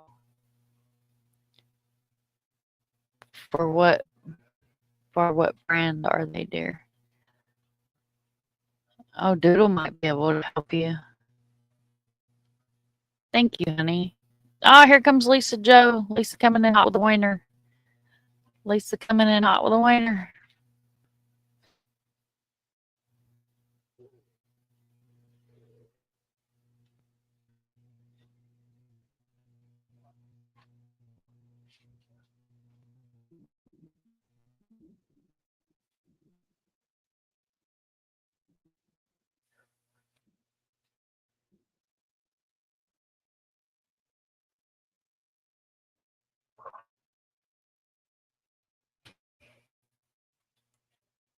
Sorry, guys, if that was kind of glitch on. I didn't mean glitch on your guys' side. What's wrong, Brian? What's going on, bub? What's wrong, Brian? Watching you. You better be good. Don't be coming in here and thinking you've done something wrong, because you ain't done nothing wrong. You're good, my dear. My weird headphones like to turn mine on, and you have to hold the button until in younger ding ding dong. She's, dude, I have no idea. They don't have anything written on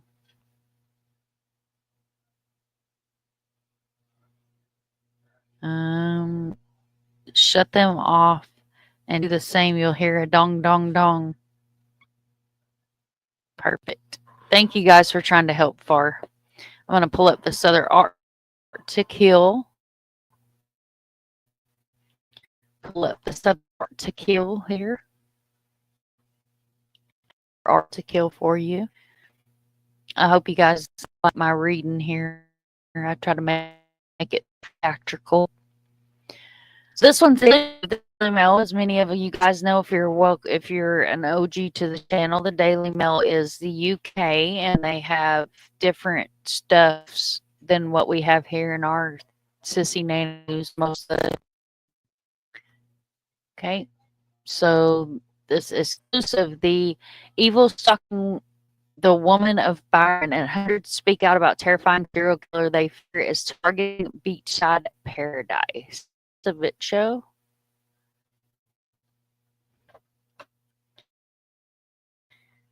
Is it a bit show? We got a little.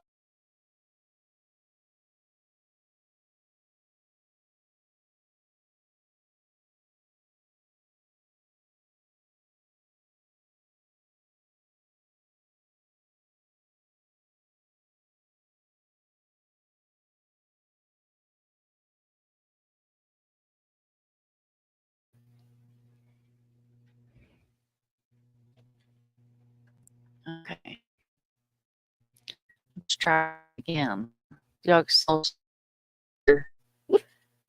see up here pulling my hand, moving my mouse.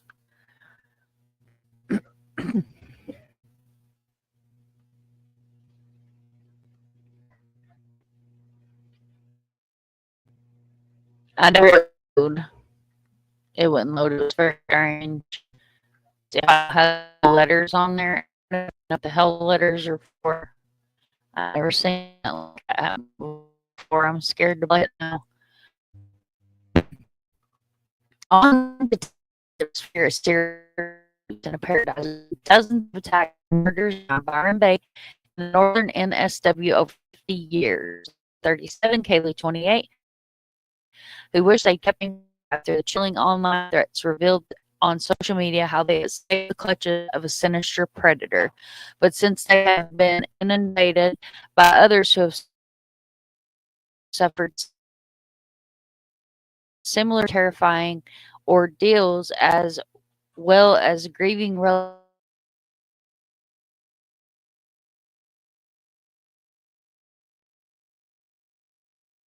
people are telling much more. Roboting, perfect.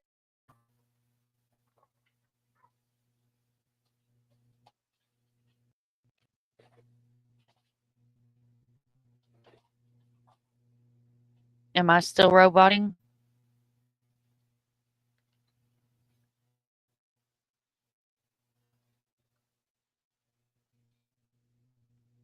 Am I still roboting?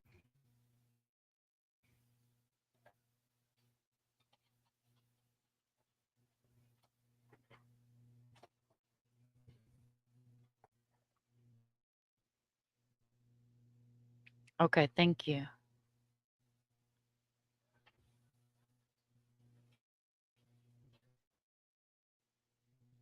Say that.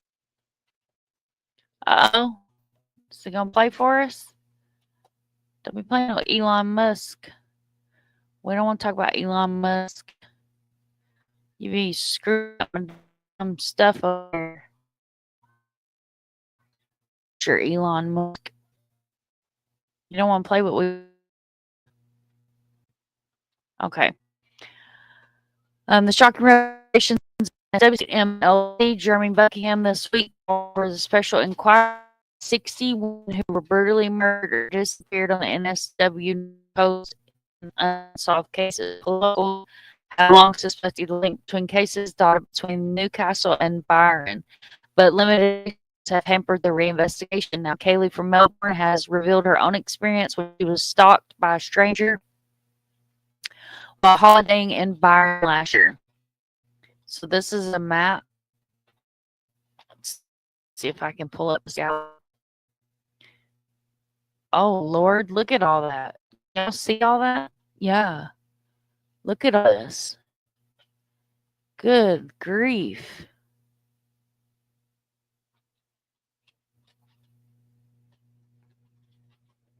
This is the lighthouse that's on the thumbnail. Isn't that beautiful? Isn't that a beautiful area?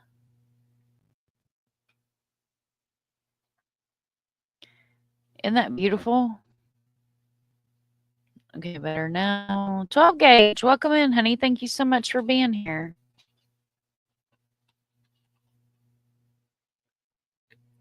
Exotic's in the house. Thank you so much for being here, Exotic. You're awesome. Thank you, thank you, thank you. Isn't it pretty? Oh my goodness. So pretty. I'm just going to run away from home and go live with Far. Oh, look, a dot painting. Jen doesn't mean sense. She told her mom. She told her mom he was going to the pub. Aw. It's a pretty dot painting. Danica Nixon's body was found in a dam less than an hour from Byron. Thea Liddy's belongings were found via a tip-off of Theo's case. Her death remains a mystery. This is the lady that we were just hearing about. My God, look at her eye. It says, there have been 64 women who have been murdered and missing. My close call while hitchhiking in Byron. Laura took a TikTok to share her close call, and she was shocked by the messages then she received. Theo Hayes' disappearance in Byron remains a mystery despite extensive investigations. So, like Far was saying, this is male and female that are being killed. It is a lovely area. Far is having headphone issues. Exotic. She hasn't made it up here yet. She's still in chat. Yeah, she hasn't started. She can't turn her headphones on. Her headphones are being assholes, and she can't get them to come on. Oh, look at that. Isn't that pretty? What happened? We weren't done looking at the damn lighthouse. Thank you. Just back it right on up. Laura warns there is a dark underbelly and a dangerous underbelly to Byron Bay. Isn't that pretty, though? Oh, my goodness. That's so pretty. It says we have a 9th picture, but it tricked us. It did not give us a 9th picture. It's trying to send us to the gallery. Oh, here's another one. Let's see if this is the same one. Yep, those are the same gallery. The 2 galleries on there. All right, I was walking along the road near Suffolk Park and the beach when a car with a couple at the front slowed down. She told Daily Mail Australia the look of terror in their faces, and they just looked past me and made a turn around. There was a man right behind me wearing a hat and sunglasses and gloves, and I've never felt so much pure evil in my life. But I just had a gut feeling he wasn't there to rob me. It was just awful. Kaylee immediately fled to the safety of the beach where her friends were waiting, but the sense that she had a sinister fate has stayed with her. I just knew something violent was about to happen, she added. This was on a busy street and I couldn't let it go. I reported it to the police, but she said that she endured an exhausting experience of being bounced between Byron Bay Police Station and her local one in Melbourne. They both kept telling me I had to report at the other one and I couldn't get anywhere. She said Kelly vented frustrations on TikTok to warn others. Weeks before Mr. Buckingham aired his concerns in NSW Parliament, and that was the gentleman we saw on the short earlier.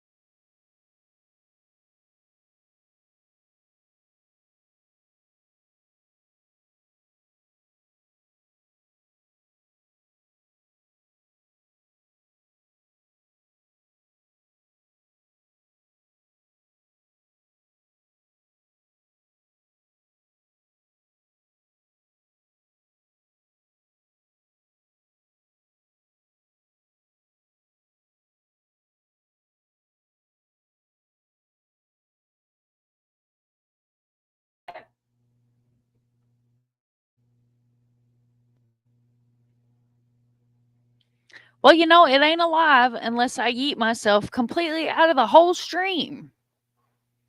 Just out of the whole stream. Hell with it. I'm out of here. I'm sorry, guys. Arkansas Amber Alert found safe. Yes.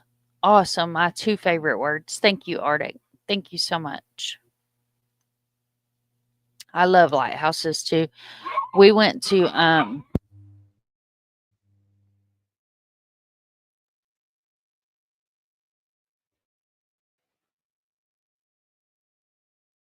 it's in Port Orange. Shit. It's a big red lighthouse in Port Orange. Wasn't it Port Orange? It's named after the guy that found Florida. Oh, God. What the fuck is it called? I don't know. I'll look it up in a minute.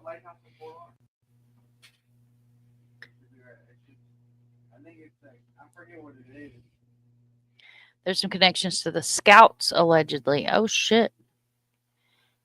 I shared the video you sent me out.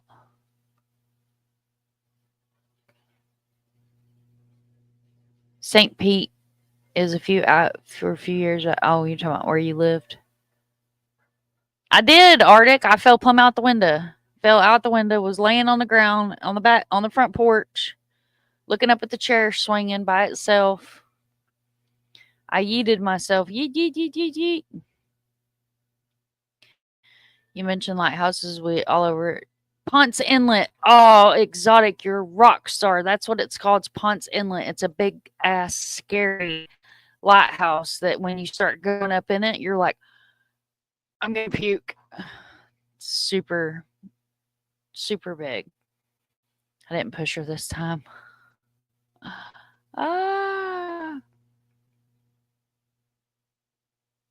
That's awesome. Yes, Ponce de Leon. Thank you so much. You guys are awesome. Thank you, thank you, thank you. Yes, it's red brick. Yep. I might have some pictures. Let me get through this article, and I will see if I can find you guys some pictures. I know I have pictures somewhere. I think they're on my real face of books. It's not private, though, so let's see.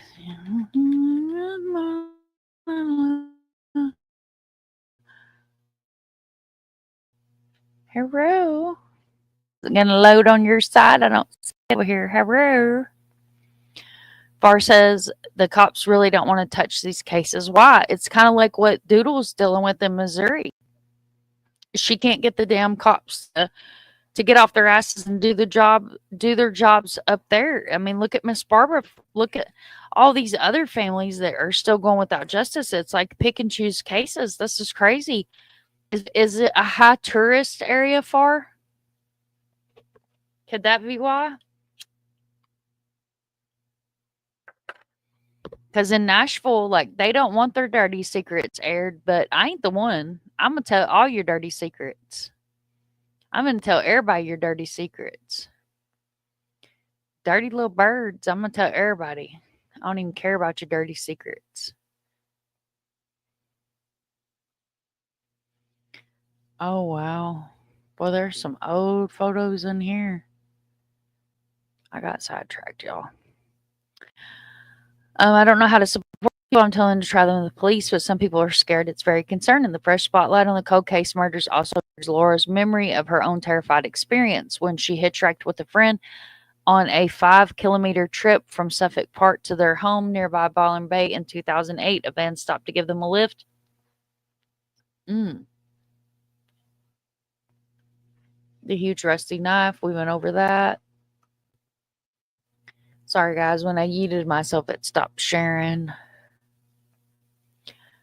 She said that she had almost forgotten about the encounter until weeks after about the scores of uninvolved murders in the area, but Laura now believes that she may have cheated death and has been sent scores of messages with other fresh details of similar cases and incidents. I have to give me names and family members that they think are involved. She says dads, ex-partners, and mates.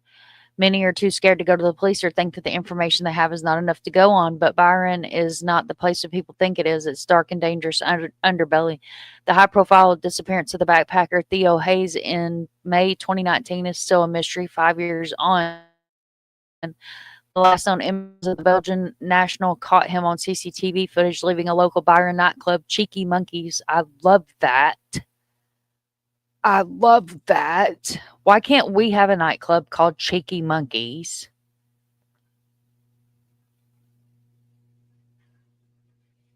Right. Doodle says, I would like to know when an officer got paid to judge people and not save them. I know you're frustrated, honey.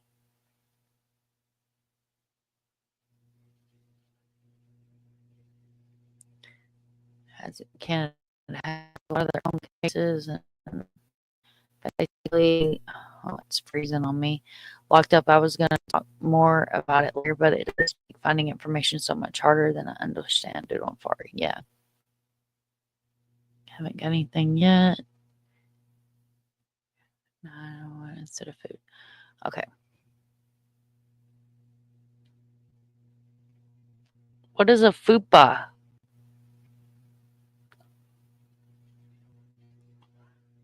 I want to buy a bar and name it the Teardrop. I want to go to Cheeky Monkey. Far, can we go to the Cheeky Monkey? Half of the town is scared to talk. One half turns their back saying it's the victim's fault. Wow. Wow. Or call it drunk and easy, not sure yet. I love that. Despite an extensive search, Theo's flying from Brussels to help. The case never been solved. But the eerie twist is the anonymous tip in 2021. The website set up by Hayes led a private investigator to dilapidated squatter's house nearby Nimbin. Inside, they discovered personal belongings to Thea Little and a local woman whose skeletal remains were uncovered almost a year earlier. Holy shit. The circumstances around Little's death remain a mystery. As the circumstances surrounding the deaths of Danica Nixon, whose body was found in a dam in April 2006, several days after a rave party at the Channon. Friends questioned the 5-year-old was a good swimmer and a surfer who could have drowned on the private property less than Byron and an autopsy. So if she had drowned, an autopsy, they would have been able to determine a cause of death.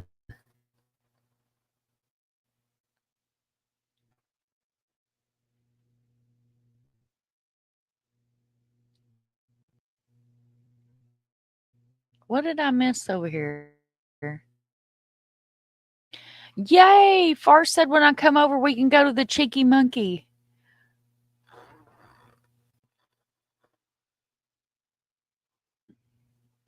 Far's going to take me to the Cheeky Monkey.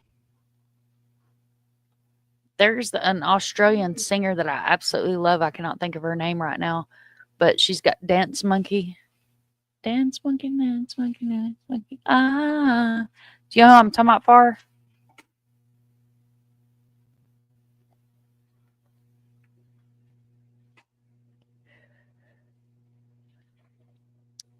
But the former Greens MP, Jeremy Buckingham, warns that the cold cases could be just a few of the 67 possible murders and remain unsolved in the area, which he said had an alarming similarity. He has accused the NSW police. What is the NSW police?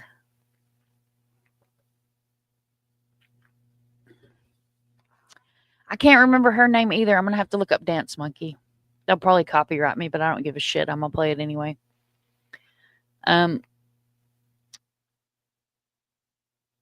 Let's see. Some of these individuals are incidents. There's no doubt about that, but many were linked and single perpetrator. He said it's impossible to think there were 67 individual murders in the area from the north coast to Tweeds tweed heads and this justice. Someone has done these things repeatedly. Wow. Thank you, New South Wales Police. Thank you so much. I was faking it till I made it. I have no idea what the NSW was, but I figured I'd fake it till I made it over here.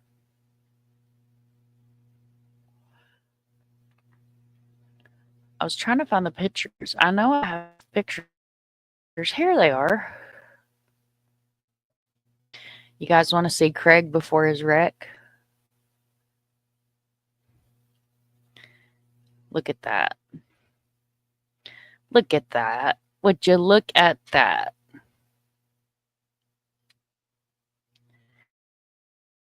Oh, that's not what I meant to show. This is my real Facebooks, not my channel Facebooks. Oh, I don't know what the dog just did. Quit, stay off my damn computer.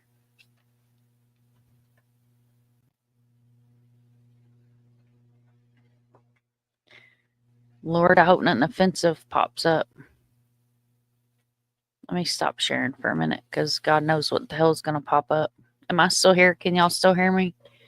Am I live? Am I still live?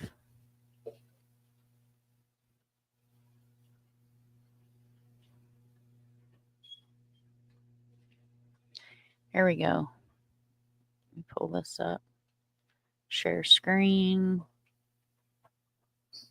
This is us at Ponce de Leon, Ponce Inlet. There was dolphins in my flow-grown shirt.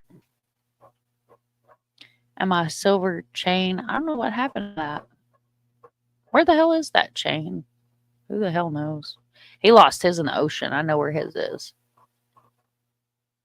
Summer Wells's.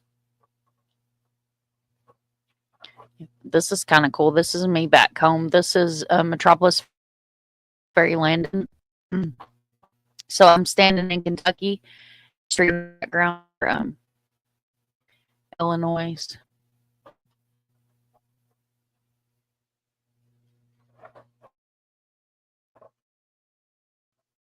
Oh, there's pictures. Oh, this is when we went to the Toby Keith concert. That's Tater and Toby and Craig. That's VIP tickets to Toby Keith right before he passed away. All right. Sorry, I got off subject. I was down a rabbit hole. Down the rabbit hole. Chris, I actually have a Australian dictionary that Far sent me. PJ's still here. Hi, PJ. Thank you for hanging out with us. Thank you. Did you guys like my red hair? My red hair. I was looking to see if there was anything else cool in here before we get back to serial killers and murders. I mean, there's all kinds of cool stuff in here.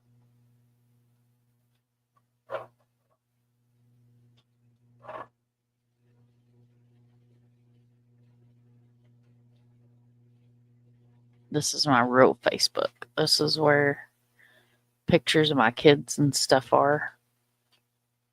People are weird.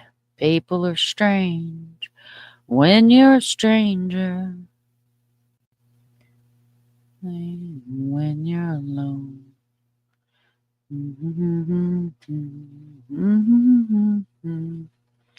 Kayaking in the springs.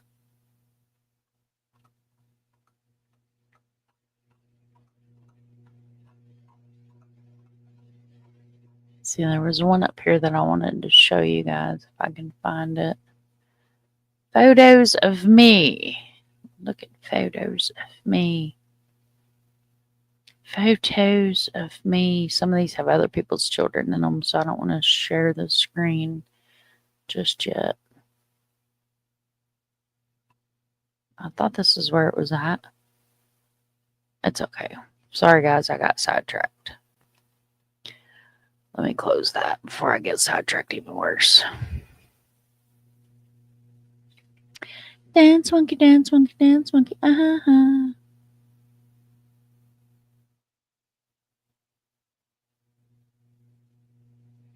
Ice cream. Nom, nom, nom, nom, nom. Kemba, PJ. It was a nice fish. That fish fed 5 people and 4 dogs. It was a 10-pound catfish. A 10-pound catfish. It was a big old fish. It was a rather large fish.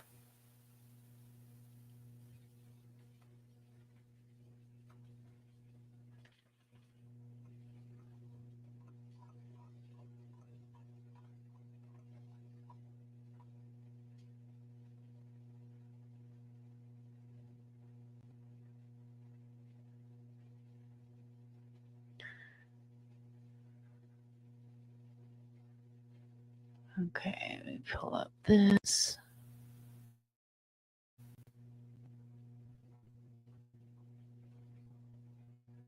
Thank you guys again for all being out here tonight. I appreciate you more than you know.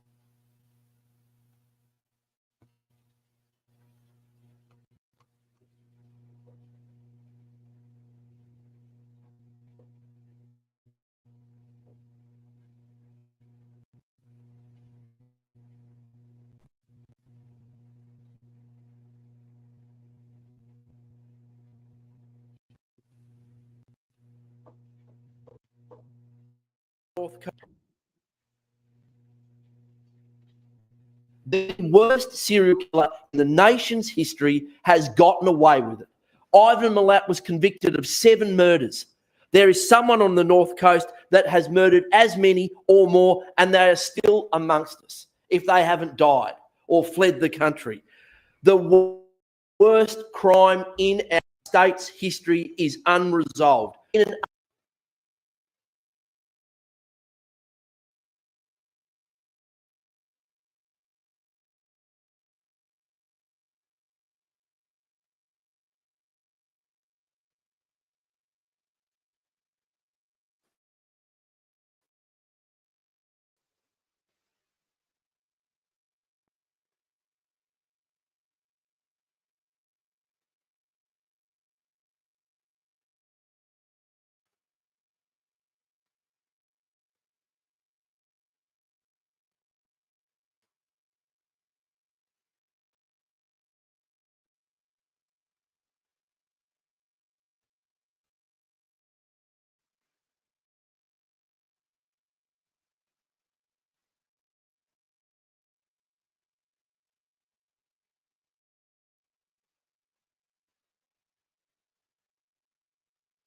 Exotic. Thank you, Exotic, for being here. I appreciate you, honey.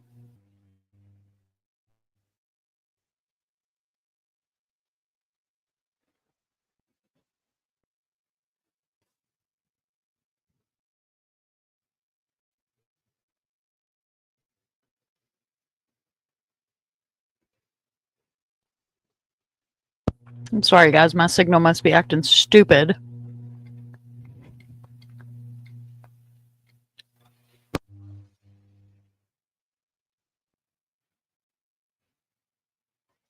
Try that again.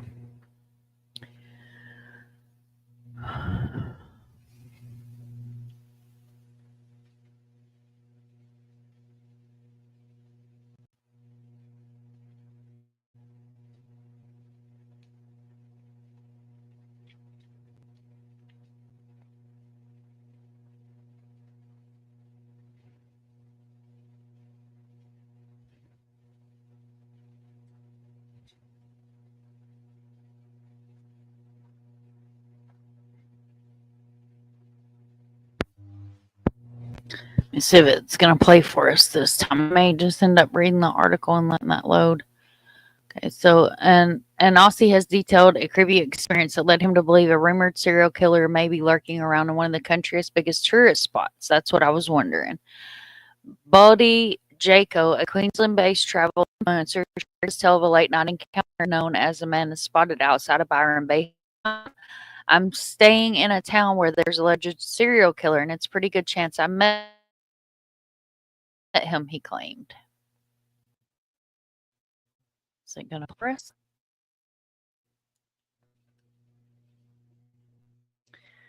To let it load, and I'll come back. Mr. Jaco told his 116,000 TikTok followers he stayed in the northwestern NSW beachside town last year with a friend, and he had noted questionable things that had happened.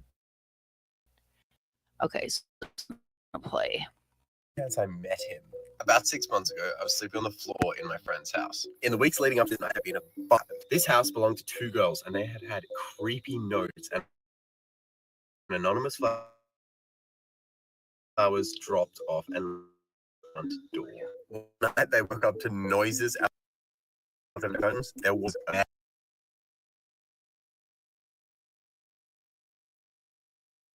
man standing there, super peacefully asleep. Let me be the environment for you. I'm on the ground in the kitchen. I know, random place to sleep. There's a house here and there's a house next to it, and they're like a common wall. That common wall has a window. That window is covered by curtains.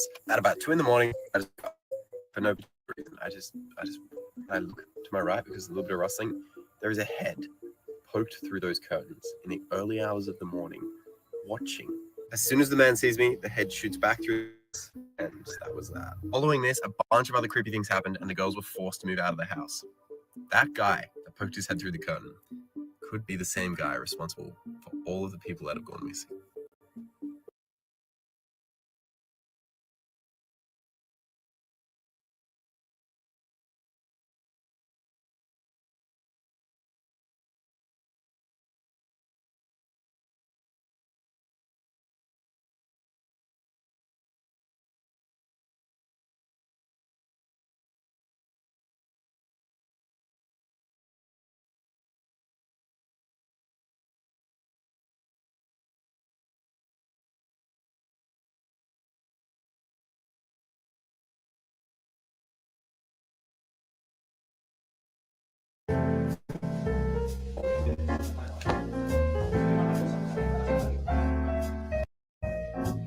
The worst serial killer in the nation's history has gotten away with it.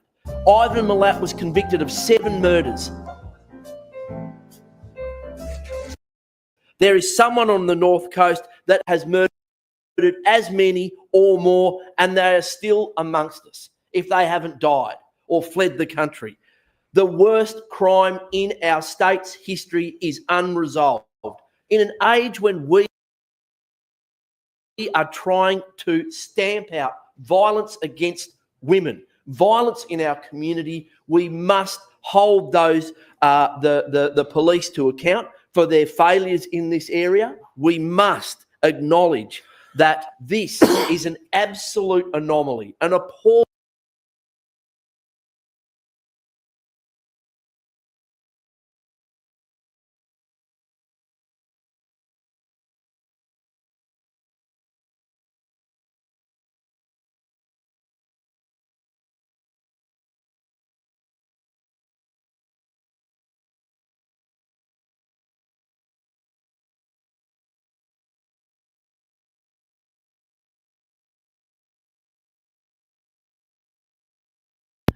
Okay, so this video clearly hates me and is not going to play, so we're just move on here. Let me take this down because it's not wanting to play either. Oh, I remember Ivan. Didn't he also have a crazy weird relative as well, a nephew, I think? I don't know, Arctic. Oh, yep. Far says, yep, Arctic. Yep.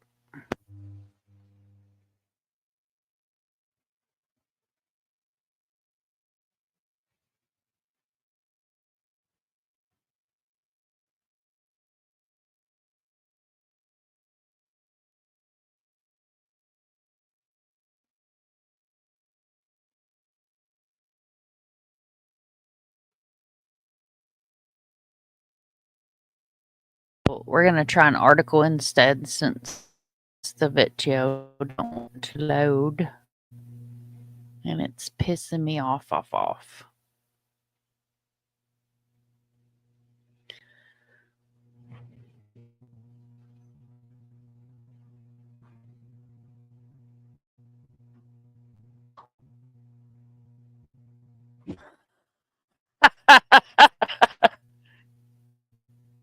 The aux cord, I'll show you what an aux cord is.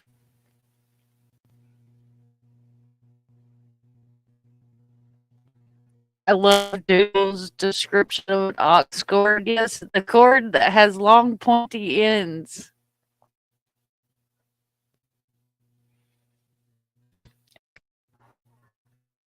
So let's do this without destroying everything over.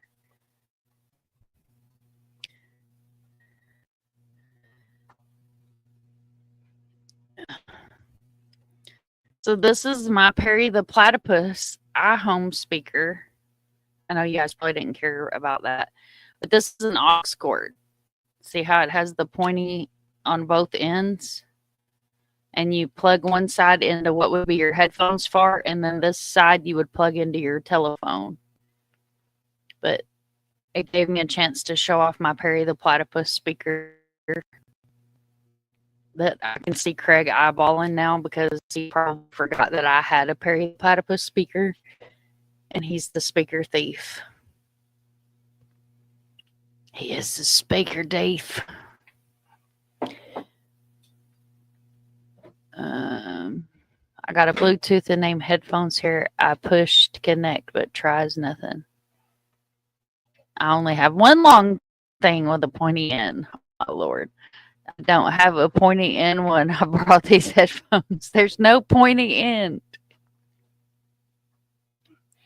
I'm protecting those lettuce. Just don't judge me, Brian. I'm old and pain in my joints. Well, if you had smoked them joints, I would probably be excited a little bit. Oh, thank you. You like my Perry the Platypus? And I even have a bag that it. Yeah, I'll show you guys my Perry the Platypus. Since we're doing Australian tonight, see my little Perry the Platypus bag, and my speaker goes in it. He's a detective.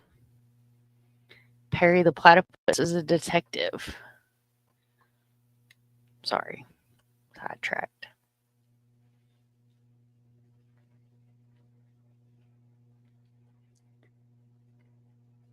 Chris says, "Doodle, you're long." Did you like my platypus, Brian? No, you did. All right, let me pull this article back up here. Try to pair the whole Bluetooth on. You guys, far. This is young spooky late night encounter reignites chilling rumor about popular tourist Australia. Tourist has reignited theories of a serial killer lurking in Byron Bay after chilling late night encounter with the Sun creator Bodai Jaco. Probably in all pieces. Shared a video on Sunday recounting his man he featured. Could be Byron the Butcher. Byron the Butcher, a suspected serial killer believed to have been behind dozens of NSW over the past 50 years. The theory of serial killer being linked between 60 disappearances since the 1970s was raised by NSW State MLC Jeremy Buckingham last October. He highlighted alarming similarities between 67 murders and missing person cases between Newcastle and Byron Bay and called for a special inquiry. Mr. Jaco shared on Monday his own unnerving experience with an unknown stalker in mid-2024. I was living on the floor of my friend's house, and a few weeks leading up to this night, there had been a bunch of questionable things happen. He said a TikTok video belonged to these two girls that had creepy and anonymous flowers dropped off and left at their front door. One night they woke up to noises outside window. When they opened the curtains, there was a man standing there. Hell to the no, no, no. Hell to the no. No creepy man standing in the window. No none of that creepiness.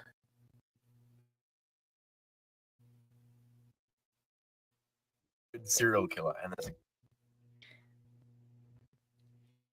Super sketchy, super. met him Oh. about. Is it going to play? It's not going to play. We're going to move on.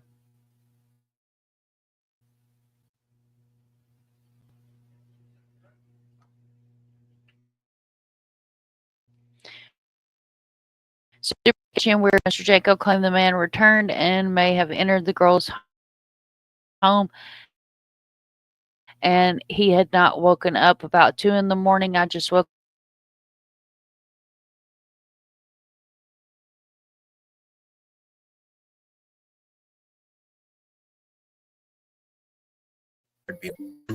Things that had happened.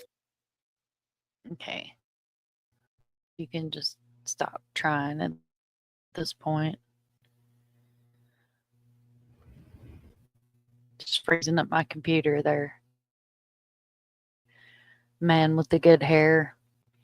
This is a man speaking about her man. He had saw ill intentions of These other house creepy belonged things. to Having the just three were notes, forced and him out of the unless house flowers instead. dropped off and left on the door. One night they Just stop. Point. We looked at the noises out of their window. And the curtain was a man standing. It's just gonna look at that map. Super sketchy, super weird. So there I am, peacefully.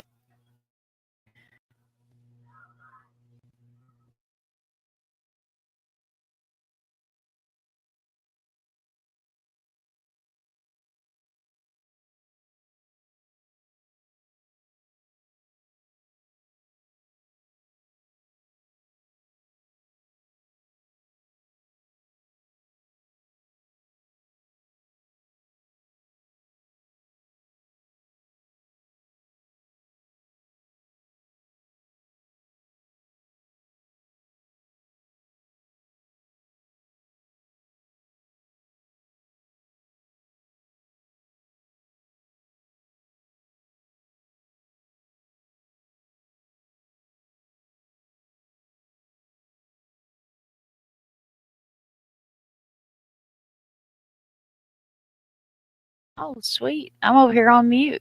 So you guys didn't hear a damn word I said. That's fabulous. I love it. Boy, tonight went over like a bathtub full of razor blades, didn't it? Yeah, I told you probably well, you guys didn't hear me, but I said Arctic probably does need a secretary.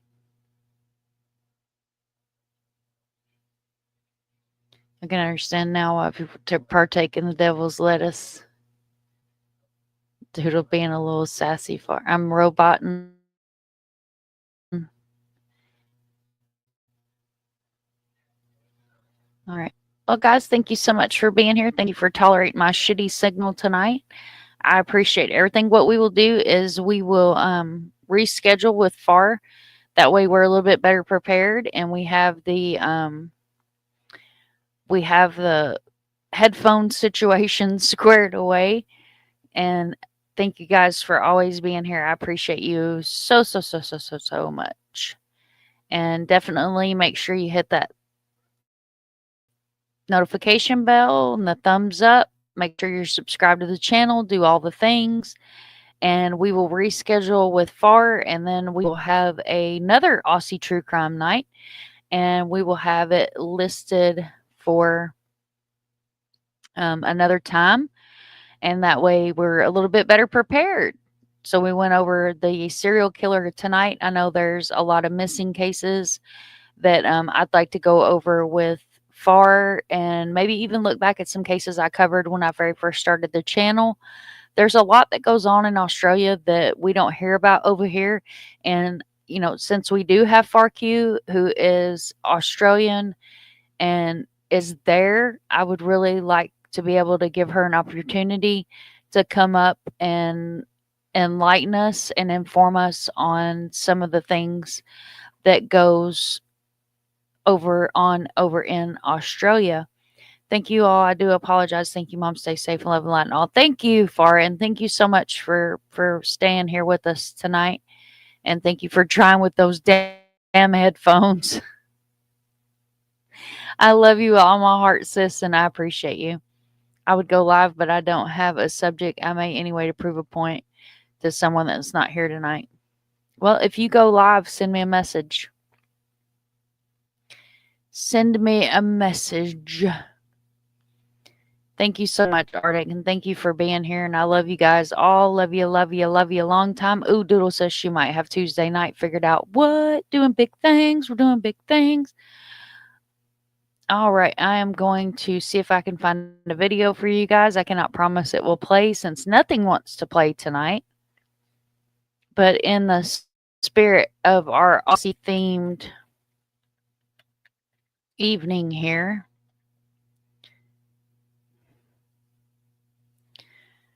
I'm going to try to find something a little different to pull up here. And me nor Far could remember this beautiful lady's name, but her name is Tones and I.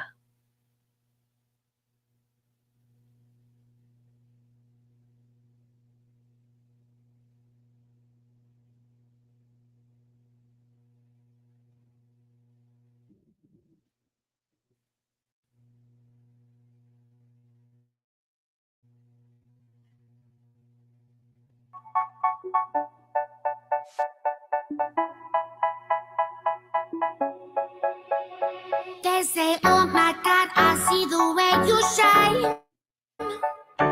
Take your hand, my dear, and place them both in mine. You know you stopped me dead while I was passing by. And now I beg to see you dance just one more time. Ooh, I see you every time. And oh my, I like your style. You make me wanna try. And now I beg to see you dance just one more time. So they say, dance for me, dance for me, dance for me. Oh.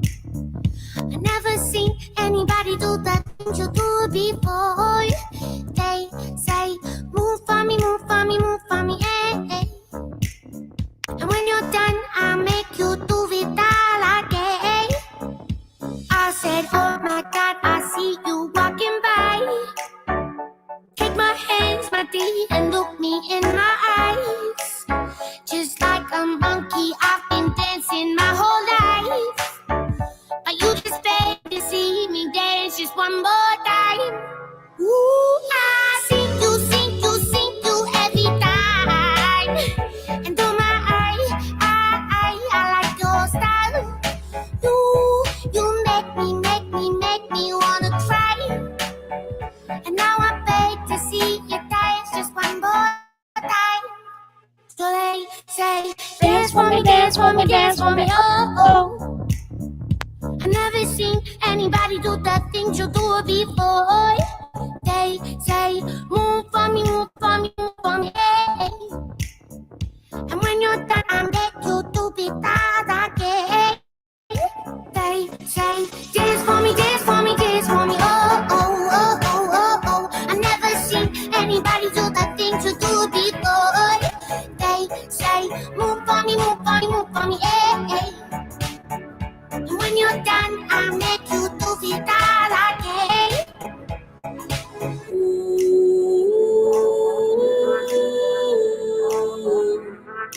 I love you too, Doodle.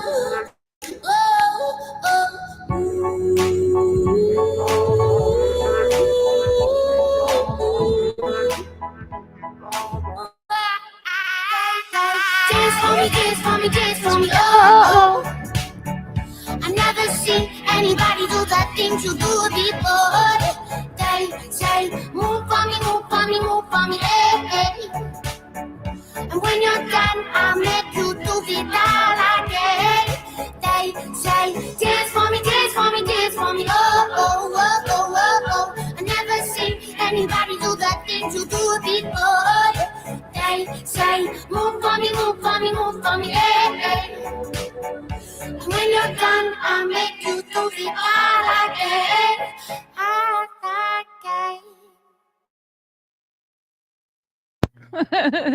Love you guys. Remember, if you see something, say something. It takes a village to raise a child. We never give up. And I will catch you guys on the flip side.